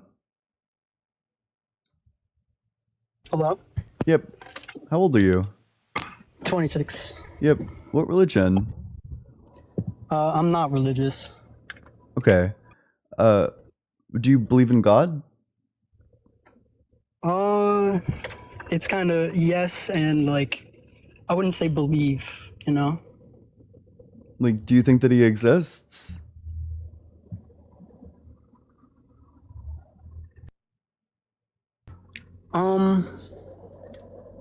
I don't think it's really like debatable. Like, I mean, we can talk about What it, are you but here like, for then? well, just, all right. So I wanted to know kind of like what you think. And you kind of mentioned it earlier a little bit about like how do you think that this all got, why is all this happening? How did all this happen is basically my question. Yeah, I think that time has always existed. I don't think that time can come into existence because, Right. you know, that would require time before time, which is a contradiction. So but I think time- that the universe time has always only- existed. Well, right. But that doesn't, you think that disproves that there's a creator? Or Yeah. that God exists? If it always Why? existed, then it was never created. Well, okay. Yes, that makes sense, 100%. But doesn't that mean that all of this kind of is God? The thing that can't No. create itself? Nope. God is a mind that created the universe. If the universe isn't created, then there is no God. But don't you see that, or okay, all right. So hold on. Can you repeat that? I don't Yeah, want to. God is I a don't want to mind get that too. created the universe. You know, he's the ultimate foundation of reality, and he's a personal one. So So don't you if see nothing that could fit this that bill is because the the mind? universe isn't created, then that just means there is no God. All right, one more time. Sorry, slow it down a Yep. little bit, please. The God is a mind that created the universe. If there is no beginning to the universe, that is to say it wasn't created, then there cannot be a God. But so in that, don't you see how you're kind of describing God? Like that if something can't be created, that is God. So you don't think that the universe is God, you know? I see No, you I shaking think your head. God is specifically like a person. If he existed at all, he would have to have like a mind. So I don't think the universe itself is a mind. It would also need to be like ultimate. And Then the how the did universe itself is not ultimate with respect to the universe. the universe is not ultimate with respect to the universe? What does that mean, bro? Like the universe isn't like the cause of the universe. The universe isn't grounded in the universe. How so? Because both of those relations are asymmetric. You know, if my parents are the cause of me, then I'm not the cause of my parents. The relationship only goes one way. That's So true of grounding, for example. You know, if I'm grounded, or if like electricity is grounded in the existence of electrons, then electrons are not grounded in the existence of electricity. well, okay, so what you just said, right? What you just said about how if your parents created you, then you couldn't have created your parents. Yeah. But from the moment you're born, you are participating in changing the like drastically changing the path that your parents' lives take Mm-hmm. Yep. But and I'm changing specifically them. I'm not talking about like, you know, creating your parents in some sort of like metaphorical way. I'm speaking It's about not it in a very literal metaphorical. way. Yeah, right. Okay, so what's that literal way? Birth. Yeah, like literally like So, causing it to come but into existence, yeah.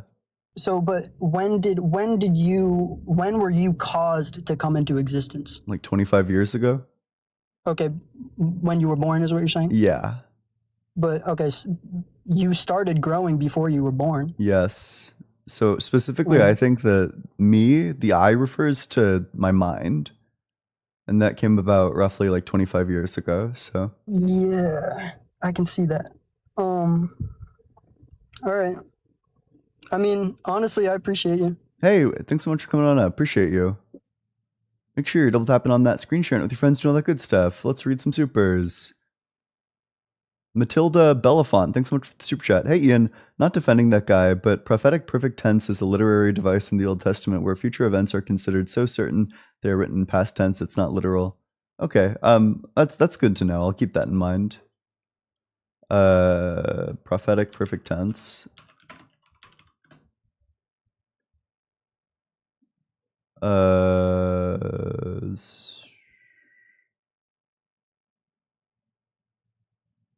Okay, so it is. Sure, that's interesting.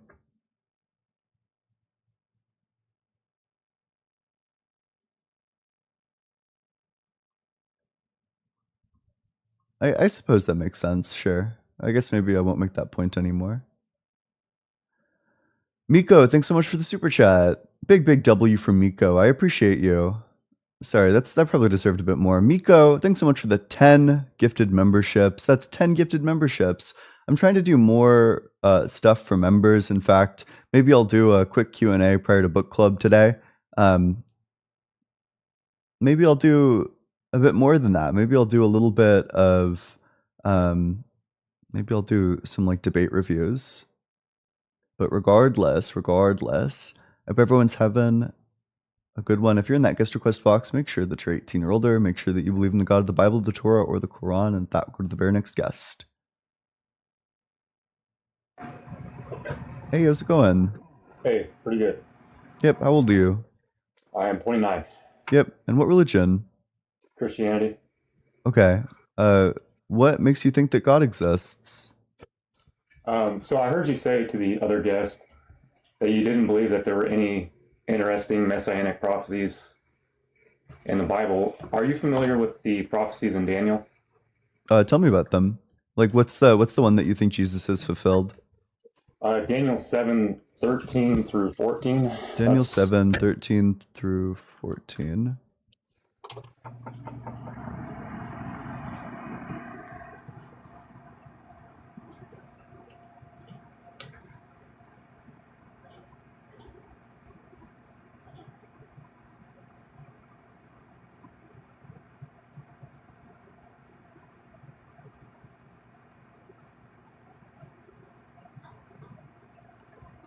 Okay. I saw one. Okay, as I watched in the night visions, I saw one like a human being coming with the clouds of heaven, and he came to the Ancient One and was presented before him. To him was given dominion and glory and kingship, that all people, nations, and language should serve him. His dominion is an everlasting dominion that shall not pass away, and his kingship is one that shall never be destroyed. Okay? Does that sound like something Jesus fulfilled? It says that people from all nations and languages will serve him, and people from all nations and all languages do serve Jesus. They call him Lord of Lords, King of Kings. But this is true of like literally every religion. Like, for example, by this logic, you'd say like the Buddha fulfilled a messianic prophecy. Okay, but the Son of Man and Daniel 7, the one like a human being.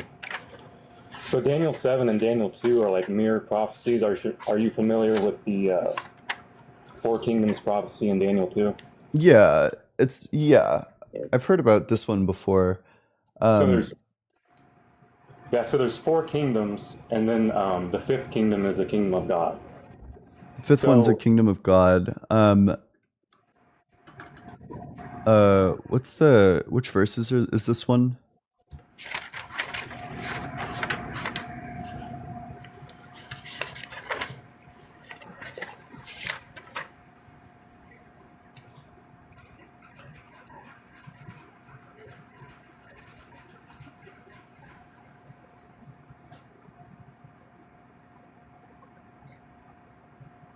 So it would be Daniel 2:44 through 45.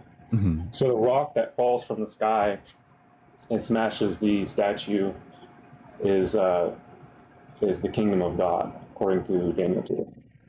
Okay, well, we don't have the kingdom of God with us, so... Well, the kingdom of God is... So it says that the kingdom of God is set up during the fourth kingdom, and the fourth kingdom would be Rome. And so Christianity was set up during the fourth kingdom. I thought the fourth kingdom... I could be wrong about this, but I thought the fourth kingdom referred to Greece. No. So the first kingdom is Babylon, and then the second one is Media and Persia. Because when they took over Babylon, they were a united kingdom. Okay, so what are the verses in Daniel 2? Let's just read through them. It'd be Daniel 2:44 through 45. 44 through 45.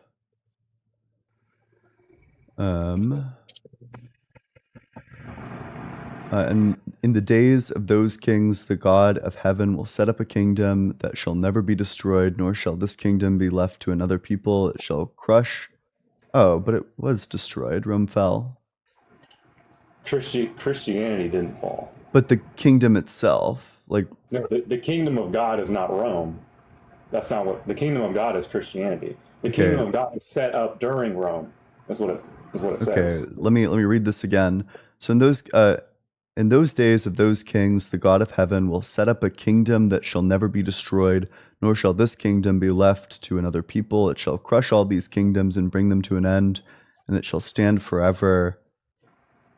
And okay, so are you saying like God switches from referring to kingdoms as being literal kingdoms to then kingdoms being like a metaphorical thing? Well, I don't necessarily think it's metaphorical. Like believers make up a kingdom, but a literal kingdom. It's interesting because surely not a literal kingdom. Sure, I mean you did have anyway. So after Christianity became the official religion of Rome, shortly after that, Rome split and weakened. And But I don't know why we're moving past this. I guess, like, what do you take a kingdom to be? so Christianity, the believers make up the kingdom. But They what is a worship- kingdom? Like, what sort of definition of kingdom would include Christianity and also like all the other kingdoms that are described? So would you consider the kingdom of heaven a kingdom? I'm asking you for a definition of kingdom.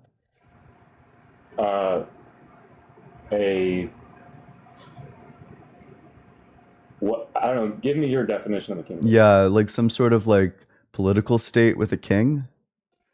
Okay, so Jesus, God would be king, and there is I guess there is. Is it a there's political laws. state? I don't think there needs to be. There's law. I don't know what you mean by that. To me, like a kingdom is like a very material thing. So Jesus says that his kingdom is not of this world. Okay. But anyway, so in Daniel 2, you have Okay, sure. So now that so just to make sure that everybody's on the same page here, there's no definition of kingdom under which we would include like Christianity as being a kingdom. That this appears to switch from literal to metaphorical. You don't think the kingdom of God would be considered a kingdom? I don't know under what definition of kingdom it would be. They have a ruler who would be God. And So does like people- or wait, sorry. Like a lot of things have like a ruler, you know. You could say in some sense that like your boss is like a ruler. So you wouldn't consider God a king? I'm not sure what sort of definition Christianity would be considered a kingdom, is my point. What, could God be considered a king? I don't know under what definition of king he would be. People serve him. Okay, well, people serve me when I go to, fast food. Does that mean that I'm a king when I'm sitting in like the McDonald's line?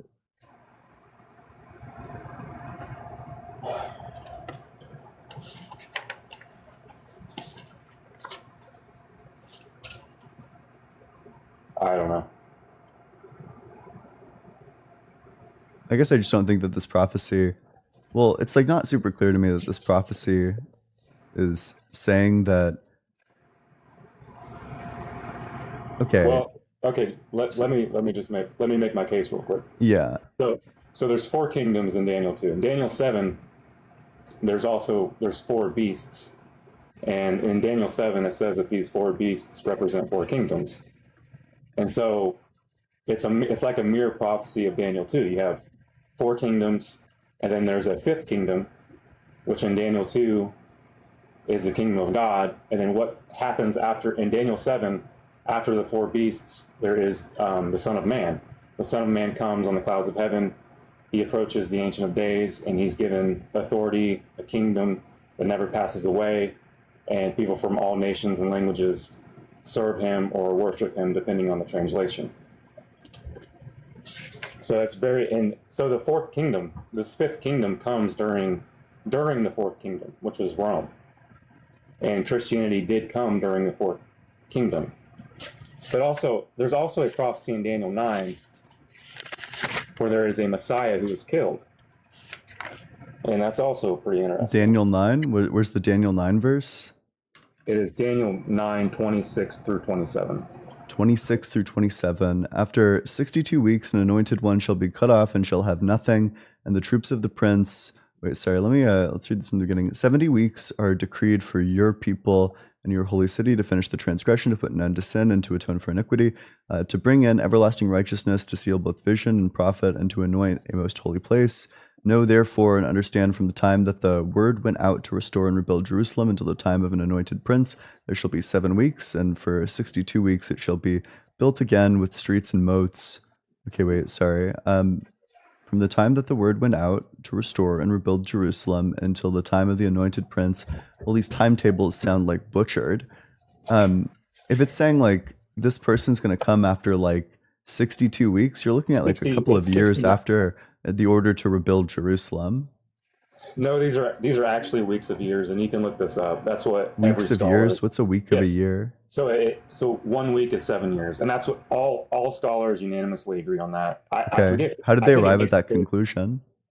I can't remember. I think it says somewhere in Daniel, but like So I if said, I you can looked look up like the word for weeks, and then it's going to be look- speaking of like weeks of years.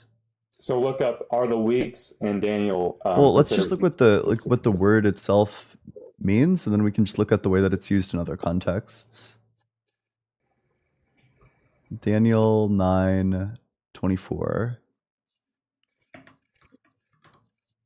And then we want the Hebrew. No, this is something that even critical like secular. But how do scholars they agree. arrive at that conclusion? You'd have to look it up. I couldn't tell you myself. I know it says somewhere, but I can't remember.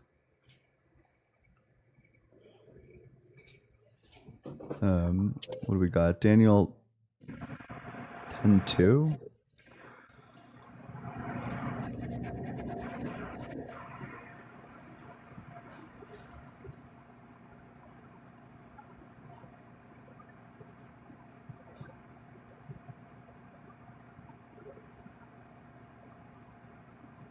Oh, yeah, this is so okay. Like the reason why this like reading is like nonsensical is because that exact same word for weeks gets used in Daniel 10:2 through 3, wherein he describes how he didn't eat for 3 weeks. So you're saying that he didn't eat for 21 years. No, no. It's the same word. It's not. I mean, it's the same word, but in this context, it's supposed to mean a week of years, and that is what every scholar agrees on. Okay, then this seems look- like this super look- ad this- hoc, right? Like I'm No, not, it's not unless you ad can hoc. That's provide what me the the scholars- arguments that these that's the scholars are actually scholarly- making to arrive at that conclusion. That's the- I'm just gonna that's the consider this to be scholarly- like an appeal to authority. I don't know, like if they have like a reason to think that, then just present the reason why they think that. You read it. Just pull it up and read it from them. They're like, that's all you got to do. But what's their argument? You'd have to look it up and read it. That's all you got to do. Have you not looked it up and read it? I can't. I could look it up right now. and come Please, back, but- yeah. Like, how do they arrive at this conclusion? Because Well, I don't. if I'm to be consistent with it, that this word refers to 7 years, then I would arrive at the conclusion that in the very next chapter, when it says, "At that time I, Daniel, mourned for 3 weeks. I ate no choice food, no meat or wine touched my lips, and I used no lotions at all until the 3 weeks were over." I would just arrive at the conclusion that Daniel didn't eat for 21 years.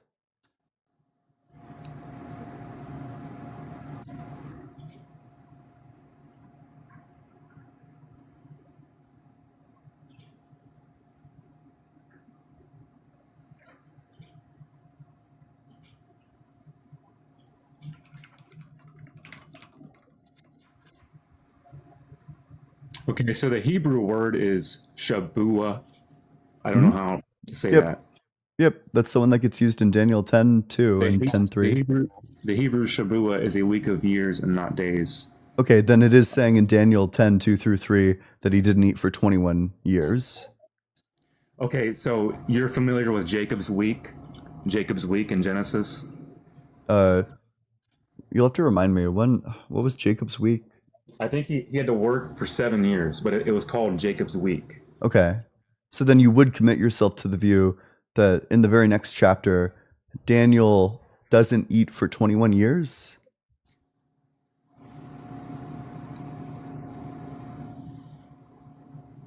No, that's not. It's the same word.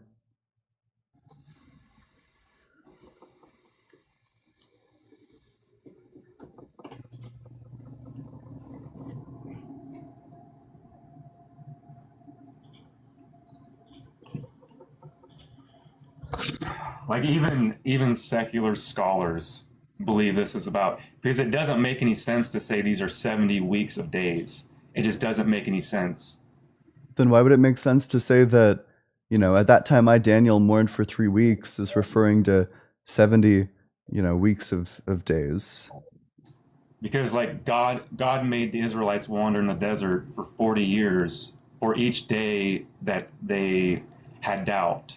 So for each day that they had doubt, they doubted that they could defeat the army for 40 days, and he made them wander in the desert for 40 years. So in Genesis, you have Jacob's week, where he has to work 7 years for his wife, called Jacob's trouble. And I'd have to read the scholarship on this. I just know that all you got to do is look it up, and that's what they say. Now, are you Yeah, willing? but then in order to be well, okay, we can. I'm for totally the sake fine of argument? accepting either interpretation you want, but then there's just going to be a bullet bite either way for you.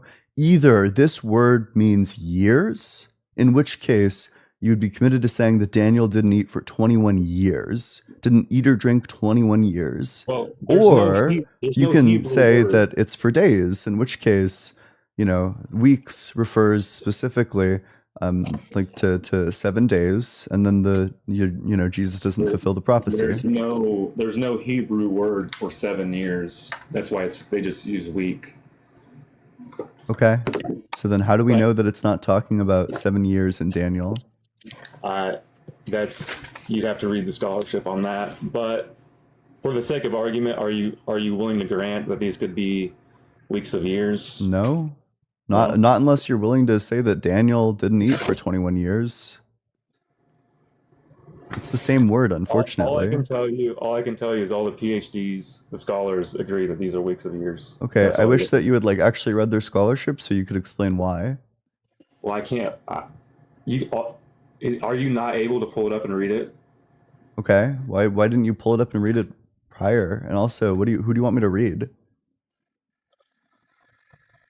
You could read. I think his name is Walton. He might be a good one. Walton?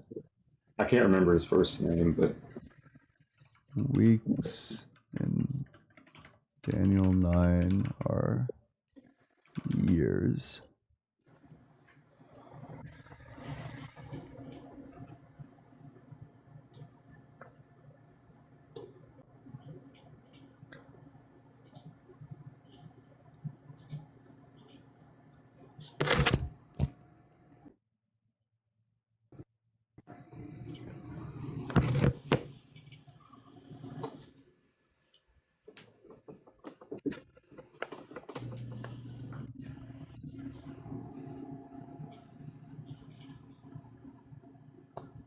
Okay, apparently they just assume that it is because it wouldn't make sense otherwise. yeah. So, okay, so we got weeks of years. Okay, wait, why wouldn't the prophecy make sense otherwise? Because nothing happened 70. There's nothing happened 70. Oh, weeks so you after. need it to be weeks of years because otherwise it's false. That's ad hoc. No, because when you use weeks of years, it aligns perfectly. Sure, so And then when- you need to change the metric when it's convenient because otherwise it would be false. You're literally saying that, it would disprove your religion otherwise. But we've So already that's why you need to established read that weeks elsewhere- as being that weeks of elsewhere in the years. Bible- But elsewhere in the Bible, weeks are also used for 7 years. That's fine, then you're just going to need to bite the bullet and say that Daniel didn't eat or drink for 21 years. No, that was 3 weeks. Yeah, That was weeks of 3 years, of course, being Yeah. 21. It kind of sounds like you're running, like you don't want to grant You think? this. Yeah. I think what I'm running from is logical inconsistency towards the plane of logical consistency.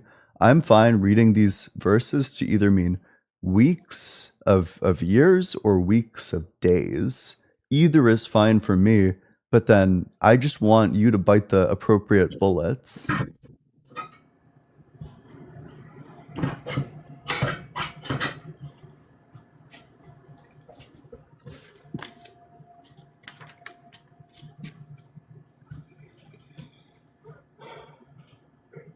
Well, so there's other things in this prophecy that give evidence that it is also referring to weeks of years. Like what? So it says, okay, so after 69 weeks from the going forth of the word to restore and rebuild Jerusalem, that would be 483 years. And so the only time a word went out to rebuild Jerusalem was in 445 BC. That was the only time. That was when Nehemiah returned and they rebuilt the wall and the city. So Nehemiah says that there was no houses built in Jerusalem, and so that is when the city was built. It was built, and that was when it began. The rebuilding began was 445 BC. So that is when the counting starts.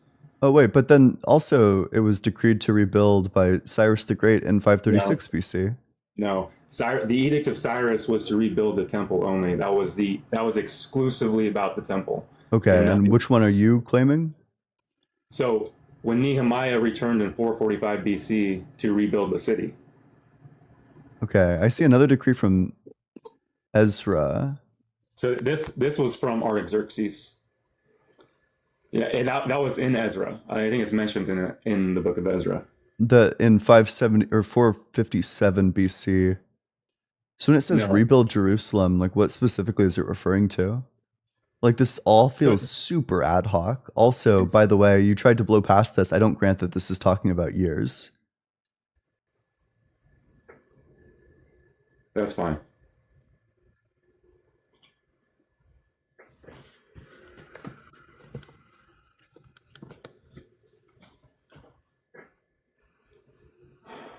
Well, we can move on to something else. Sure. What else you got? I just want to say, like, okay, so do you believe? So my concept of God is like, do you believe? I believe in a primary cause of creation. Mm-hmm. I don't believe in infinite regress. Mm-hmm. What do you believe? Do you believe there was a primary cause? No, I think there's an infinite regress. I think a primary cause is impossible because I think time always existed. Well, I don't think a brute fact is impossible. Like something can exist eternally and not need to be created.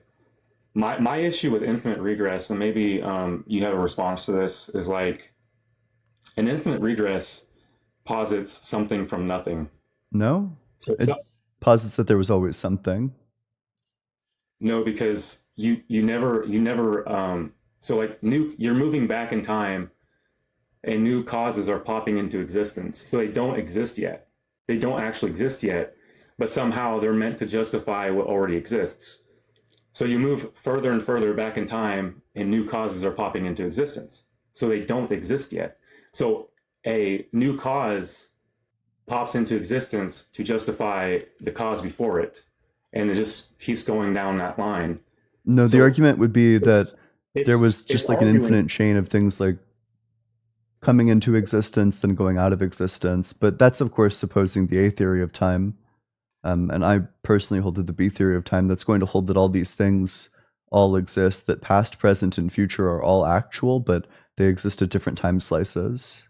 But you're arguing there's an infinite regress. And yes. You can't have an infinity. You can only have a potential infinity. How much knowledge does God have? He's infinite. Oh, cool. Well, then I guess we can have infinities. Anyway, so what you're arguing for is something from nothing because... Nope. Yep, because the new causes are popping into existence to justify the cause before it. Well, they always are all actual. There's no state of affairs wherein past, present, and future are not actual. No, you can't have... Infinity is never ending. You can never arrive at infinity because it never ends. Okay, well, I mean, that means God doesn't exist, I suppose. Well, no, you could say God is potentially infinite. There's potency in God? Yeah. So he has infinite potential, but he's not infinite because infinite is never ending. Okay, so you would say he doesn't actually have like infinite knowledge. You would never arrive at infinity. So God does not have infinite knowledge. Do you think knowledge is never ending? You think you can Yeah, never like for arrive? example, like You 1 think plus you 1 can is never 2, 1 know it? plus 2 is 3, 1 plus 3 is 4, 1 plus 4 is No. 5. Do you Like there are think infinite facts that take that do you think form. it's do you think it's not possible to know everything? I think it's not possible to know everything. I think maybe that's possible. The problem is that there would just be infinite knowledge. No, there wouldn't be, because if infinite is never ending. How many addition But facts are there? I don't know. Infinite. How many numbers are there?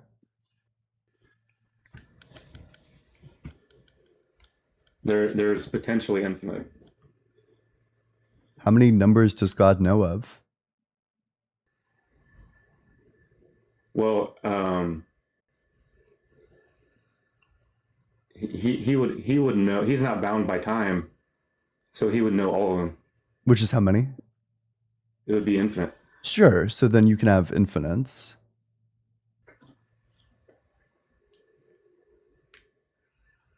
Yeah, you can have but it doesn't matter. We're talking about infinite regress.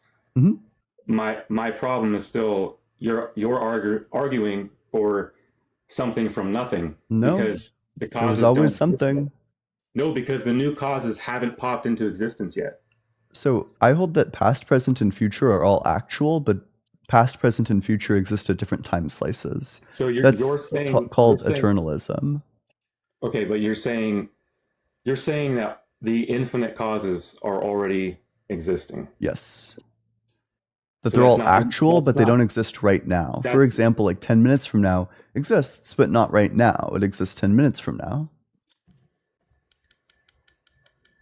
10 minutes ago exists, but it doesn't exist right now. It exists 10 minutes ago.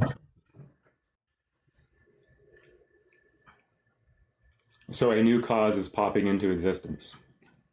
All states, all time slices are actual. They just exist at different points in time. There is no actual popping into existence or going out of existence in my view. There's going out of existence at specific time slices relative to other time slices, but of course, the past is still actual. It's just actual in the past.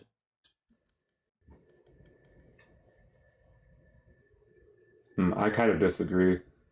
But Okay, how would you, if you think that only the present exists, how would you account for relativity of simultaneity effects and relativity? That when something is traveling at close to the speed of light, it experiences less time than something that is traveling at not close to the speed of light. I'm not sure. I have to disagree with you. I don't believe in infinite regress. I believe in a primary cause of creation. Something that would be powerful enough to create everything in existence. So was God always creating? Or did he start creating at some point? I couldn't tell you. Okay, well, let's explore both options, right? Let's say Hold on. Let me finish real quick. Okay, sure. So my view is that there was a primary cause of creation. And if you think about what kind of properties this primary cause would have, it would be infinite. It would be supremely powerful, maybe even all powerful. I don't know. So what are the chances that it would have the necessary traits for consciousness? Because like you can have a housefly. A housefly has the necessary traits for consciousness. What are the chances that this primary cause of creation has the necessary traits for consciousness? And if it does, it's God. Sure. So do you think that God was always creating?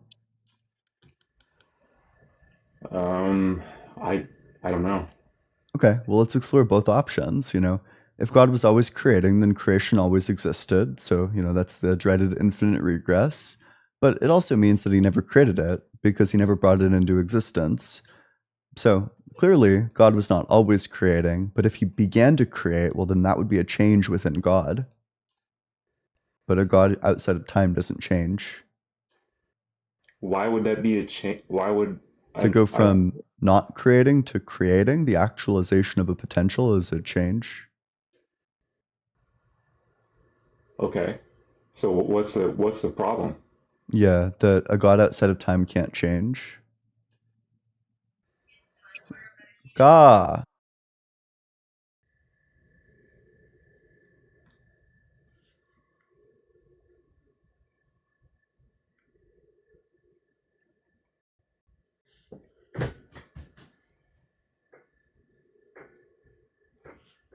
Sorry about that. My Okay. automated So, pill dispenser. so I don't know that I would necessarily grant that I think that God is outside of time, or that a God outside of time can't create.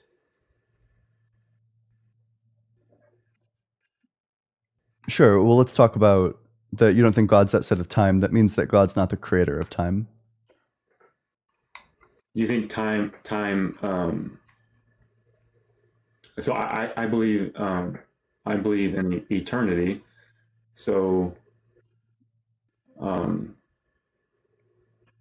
so I think time wasn't created. It just always existed. Oh, so you believe in infinite regress? No, Yes. no. How much time was there? How much time has passed?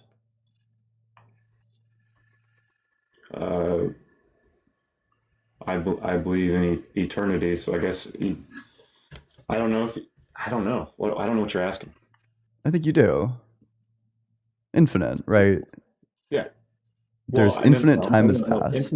Infinite time has not passed. No, infinite time is never ending. We haven't reached. You can't reach infinity.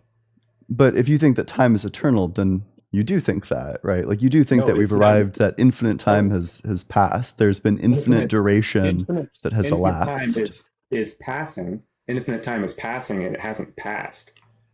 But it has if time is eternal. No, it's still going. Yeah, it's still going.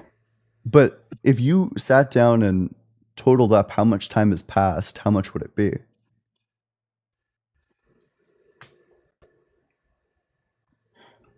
If it never came into existence, then it must be infinite. It just goes back and it keeps on going back and it keeps on going back. Okay, yeah, I see what you're saying now. But infinite time is still passing. Okay, so then you would then affirm like an infinite regress of time.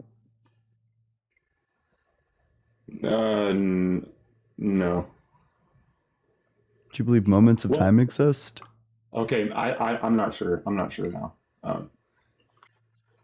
This is philosophy. This ain't my.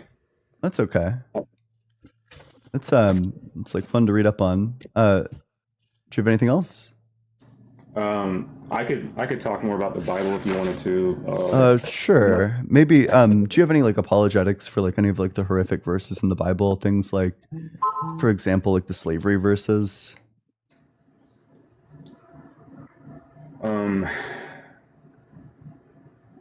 Not so my stance on that is so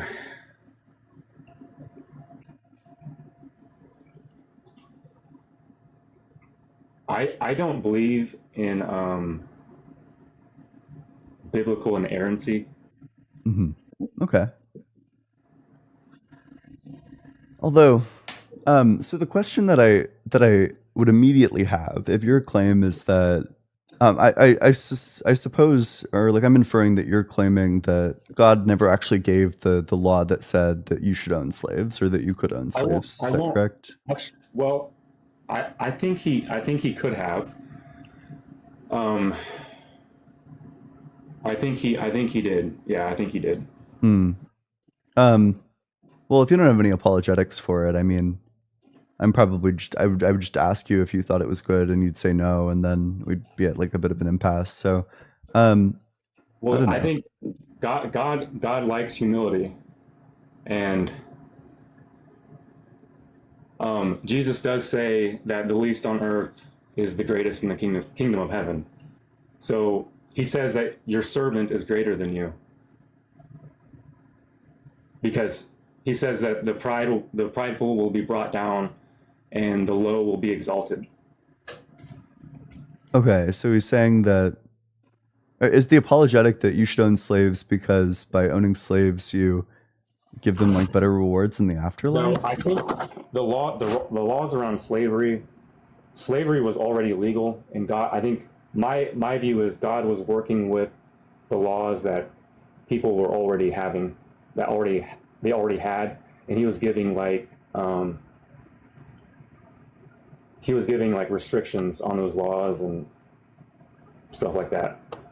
So there's a couple of problems with that. The first is that they themselves had just escaped slavery, so presumably they didn't have like too many slaves. This would have been a perfect opportunity to say no slaves.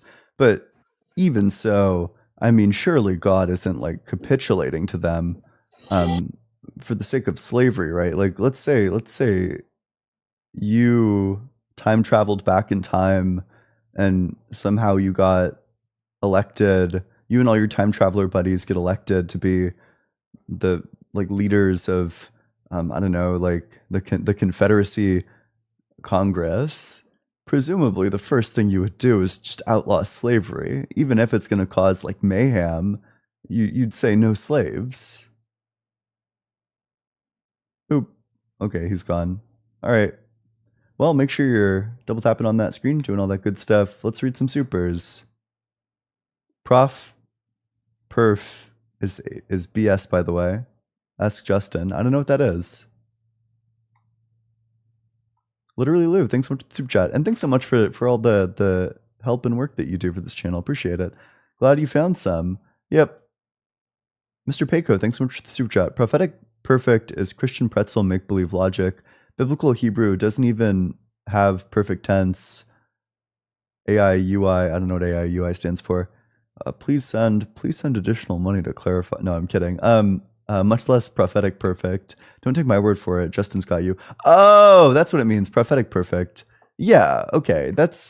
I'm wondering about that, right? Because that just sounds like a bit of gibberish. But Tim, thanks so much for the super chat. New Oxford Annotated Study Bible Kingdoms. 1 Babylon, 2 Media, the Medes, 3 Persia, 4 Greece. Oh, fuck. Okay, sure. That's what I thought.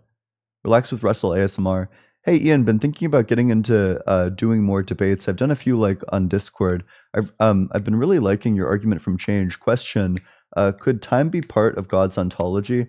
That's a good question. I don't know. I'm not sure what the good critiques of this position are.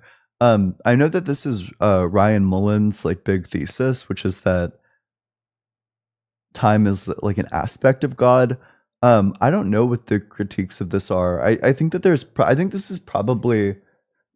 I think that view is probably uncomfortably close to pantheism for a lot of Christians, that maybe you would want to make the argument that like time substantivalism is the most likely given evidence related to like quantum mechanics, or not quantum, general relativity. So maybe you'd want to say like time and space are like interconnected. Whoa, Dank McBiscuit. So by that logic, you might want to conclude that like, well, God must also be space.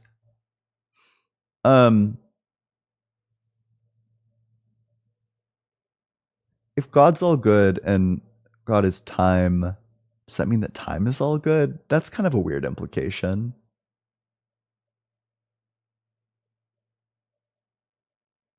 I don't know. I'm not sure what they'd say to that.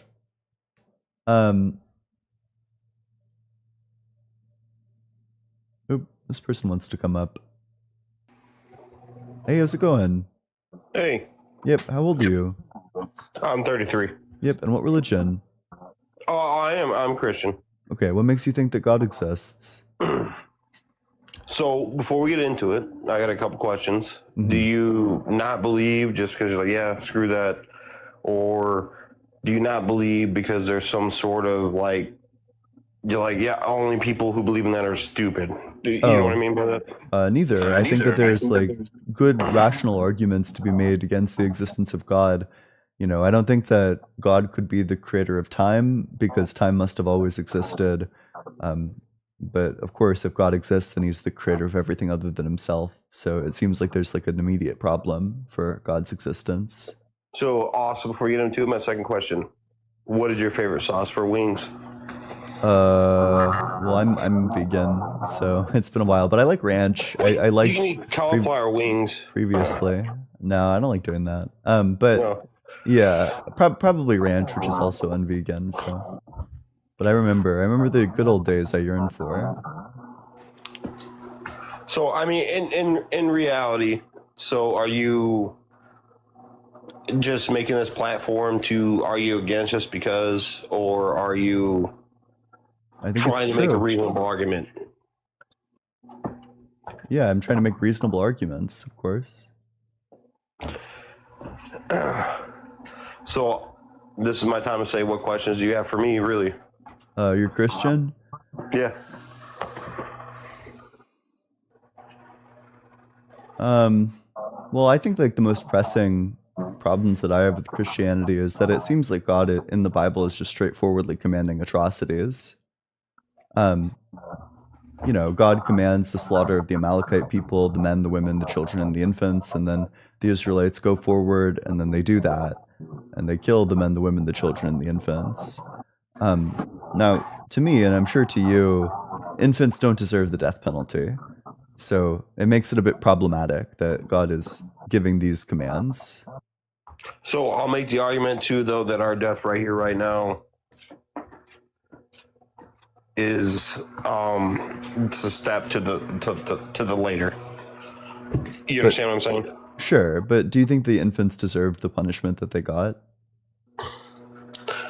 No, and that's the thing too, that sometimes, I'm gonna be honest with you, it was just a couple years ago. I was atheist. I came to Christianity. Something really bad happened in my life. I'm not gonna get into that. Mm-hmm. And you have a lot of hateful people who are angry at supposedly some invisible sky daddy that they don't even believe in the first place. Why are you angry at him? You don't believe it exists. Why are you so angry? You asking me? No, I'm not asking you. I'm just telling you. There's a lot of people that are very angry about it, and it's like, I don't know if I'd say a lot. I do think that there are some atheists. There are some atheists of whom that's probably true, where their belief is not rooted in some sort of like rational reason, but is rather rooted in like some sort of like religious trauma. Although I will caveat that by saying like the fact of like believing a thing with no good reason to believe it is like way more true of the average Christian than it is of the average atheist. I can agree with that. I'm trying to word this in a way. So we as humans, we really, none of us know what's going on. You know what I mean? None of us really know how things are. And then you have some people that use logic and reasoning. You have other people that use faith. And sometimes it seems like faith is just this blind way, when in reality, I don't believe that the Bible contradicts science in any way, shape, or form. Well, you just have to like throw out like all the verses where it does like kind of exactly that. Like for example, there's a verse where it says that rabbits chew cud. Chewing cud is a process whereby certain animals will throw up their food to further chew it to make it easier to digest. And rabbits don't do that. So you have God in Leviticus saying rabbits are one of these animals that chews cud, and it's just not true. Now, it would make perfect sense that the Israelites would have believed something like that. It kind of looks like that's what they're doing. But in actuality, they don't do that. So it seems like there's a scientific fact that pretty straightforwardly contradicts the Bible. Of course. I know exactly what you're talking about, but the science is a study of process. You're not going to find that in the Bible. That's just a fact. Like the Bible is just a book of faith.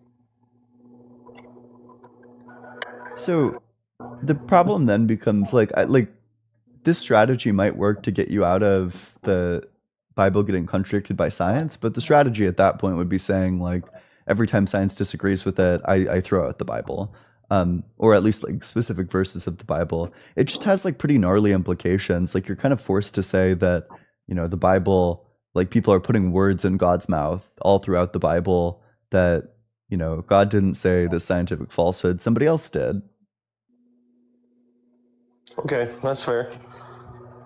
However, I feel that maybe through translation and interpretation, things got construed. You know what I mean? Like, I'm going to use, for example, it'll be easier for a camel to fit through the eye of the needle than it will be for a rich man to go to heaven. The eye of the needle was just a passageway camels couldn't fit through with the gira. Like, not everything in there is made be taken literally. Well, the point of that is that rich men aren't going to heaven. I never said that. I said it would be harder. That, like, okay, like reading between the lines, that seems to be like the straightforward reading of it, is that there is not a place in heaven for these rich men, that they are in fact going to hell. And then you use, or not use, but you look at the world today, look at the rich and powerful. They're abusing their privilege of being rich and powerful. Mm-hmm. In fact, that's probably true throughout all of history, yeah.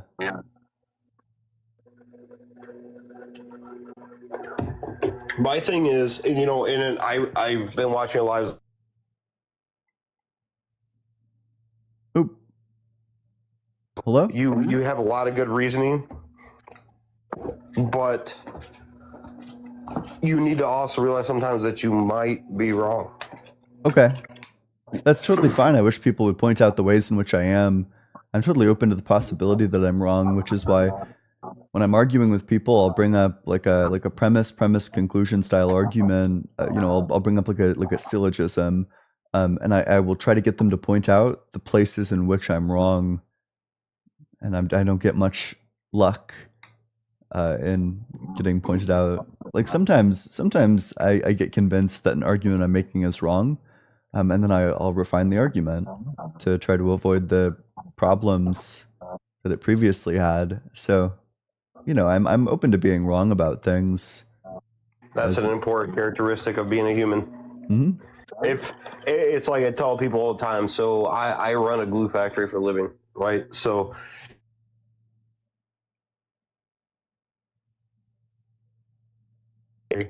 my wife keeps blowing my phone. She's on her way home. But if I have to remind people that I'm the boss every time, am I really the boss? It's just like if you have to remind somebody how smart you are all the time, are you really smart? It certainly like lowers the probability of it. Yes. Yeah, like presumably if you're doing your job well, you wouldn't need to like make like affirmations of that. And if you're smart, then it will just show through like the things you say and do. And you know, if you're the boss, then it'll just show through the sorts of like statements you're making towards people. You'll tell them like, do this, don't do this. And they'll, you know. I mean, there's also the fact too that I lead, not boss. You know what I mean? I'm not your head honcho. I'm somebody that's there with you. I'm also doing my job. Like,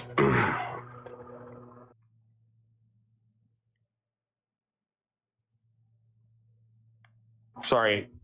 Anyways, but the way I look at things is love, compassion, empathy, respect, forgiveness. These are all things that, no matter what you believe in, are true. And those are the way you should treat everybody. And you'll not find a single fault in any edict that was taught by Jesus Christ. Oh, I disagree with that. Jesus says that you can't get divorces. He says that, you know, you shouldn't sleep with people that you're not married to. I think both of those things are silly. I think that there's tons of circumstances where it's totally fine to get a divorce, totally fine to marry like a divorced woman, totally fine to have sex before marriage. And that's another thing too is, and me and my pastor talked about it before, the sex before marriage thing. The Bible warns against sexual immorality. It doesn't actually warn about sex before marriage. There's nowhere in that book that it says that. Well, it says like, okay, I thought it said that you should only have sex with people that you're married to.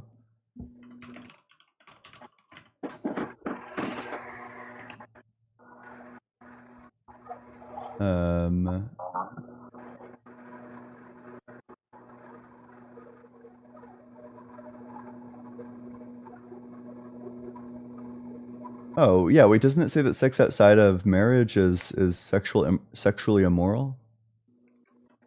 No.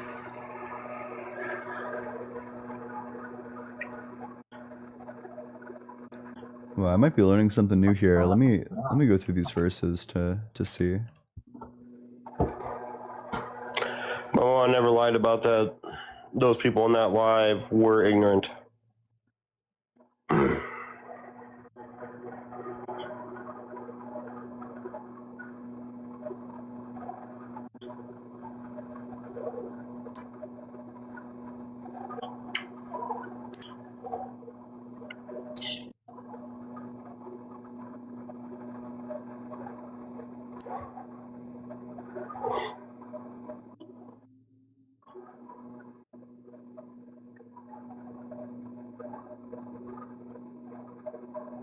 Um,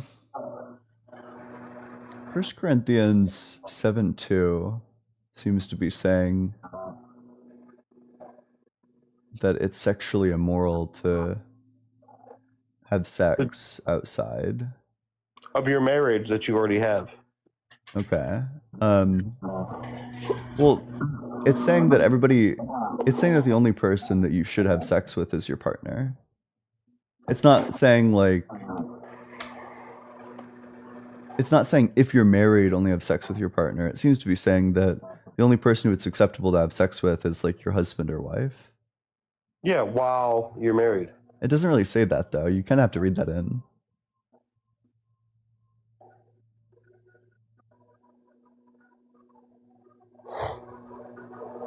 But okay, let's say sure, let's say that's fine.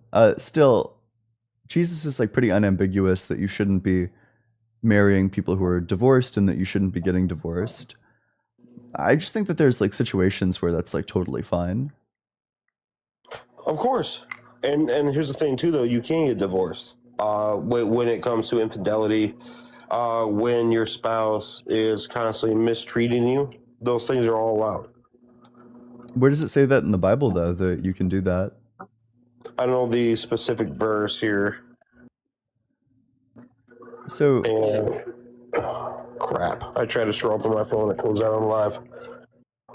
So in Matthew 5:32,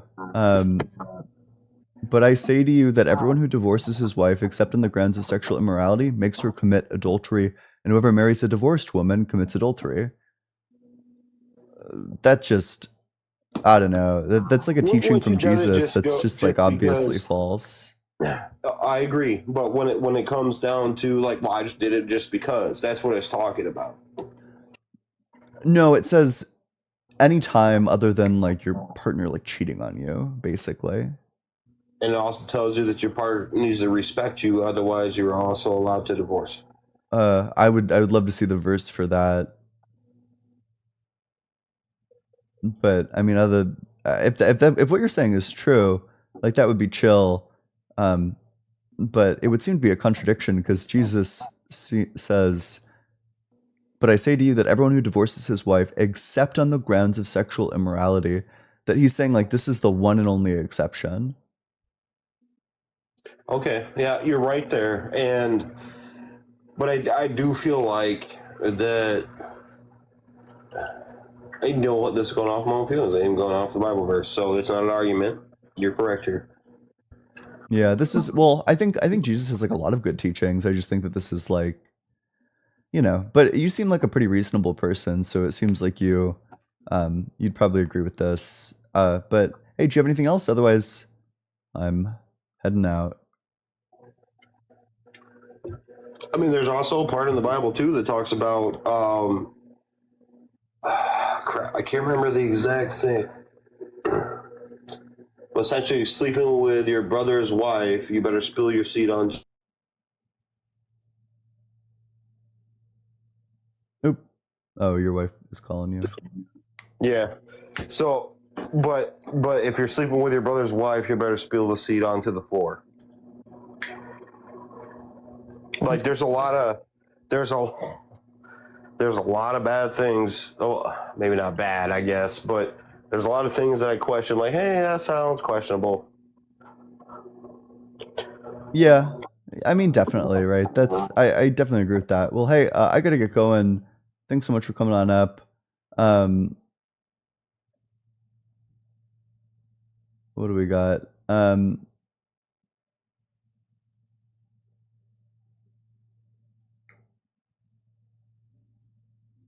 That's really funny.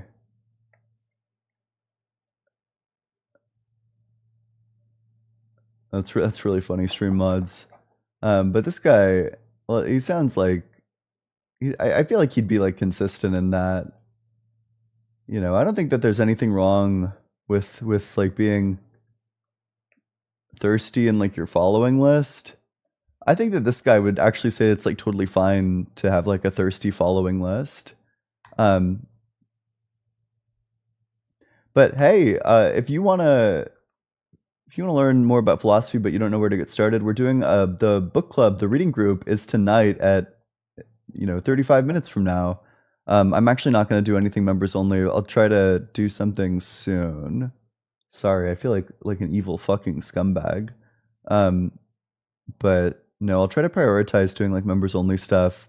If I'm going to force everyone to become like a member, I'm going to try to like offer perks.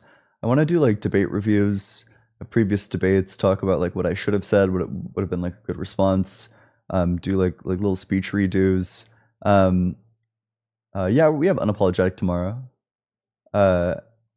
So anyway, it's discord.gg/allegedlyian. It's Michael Humer's Knowledge, Reality, and Value, chapter 11 on free will. All right, love all of you. See you all later. BBB.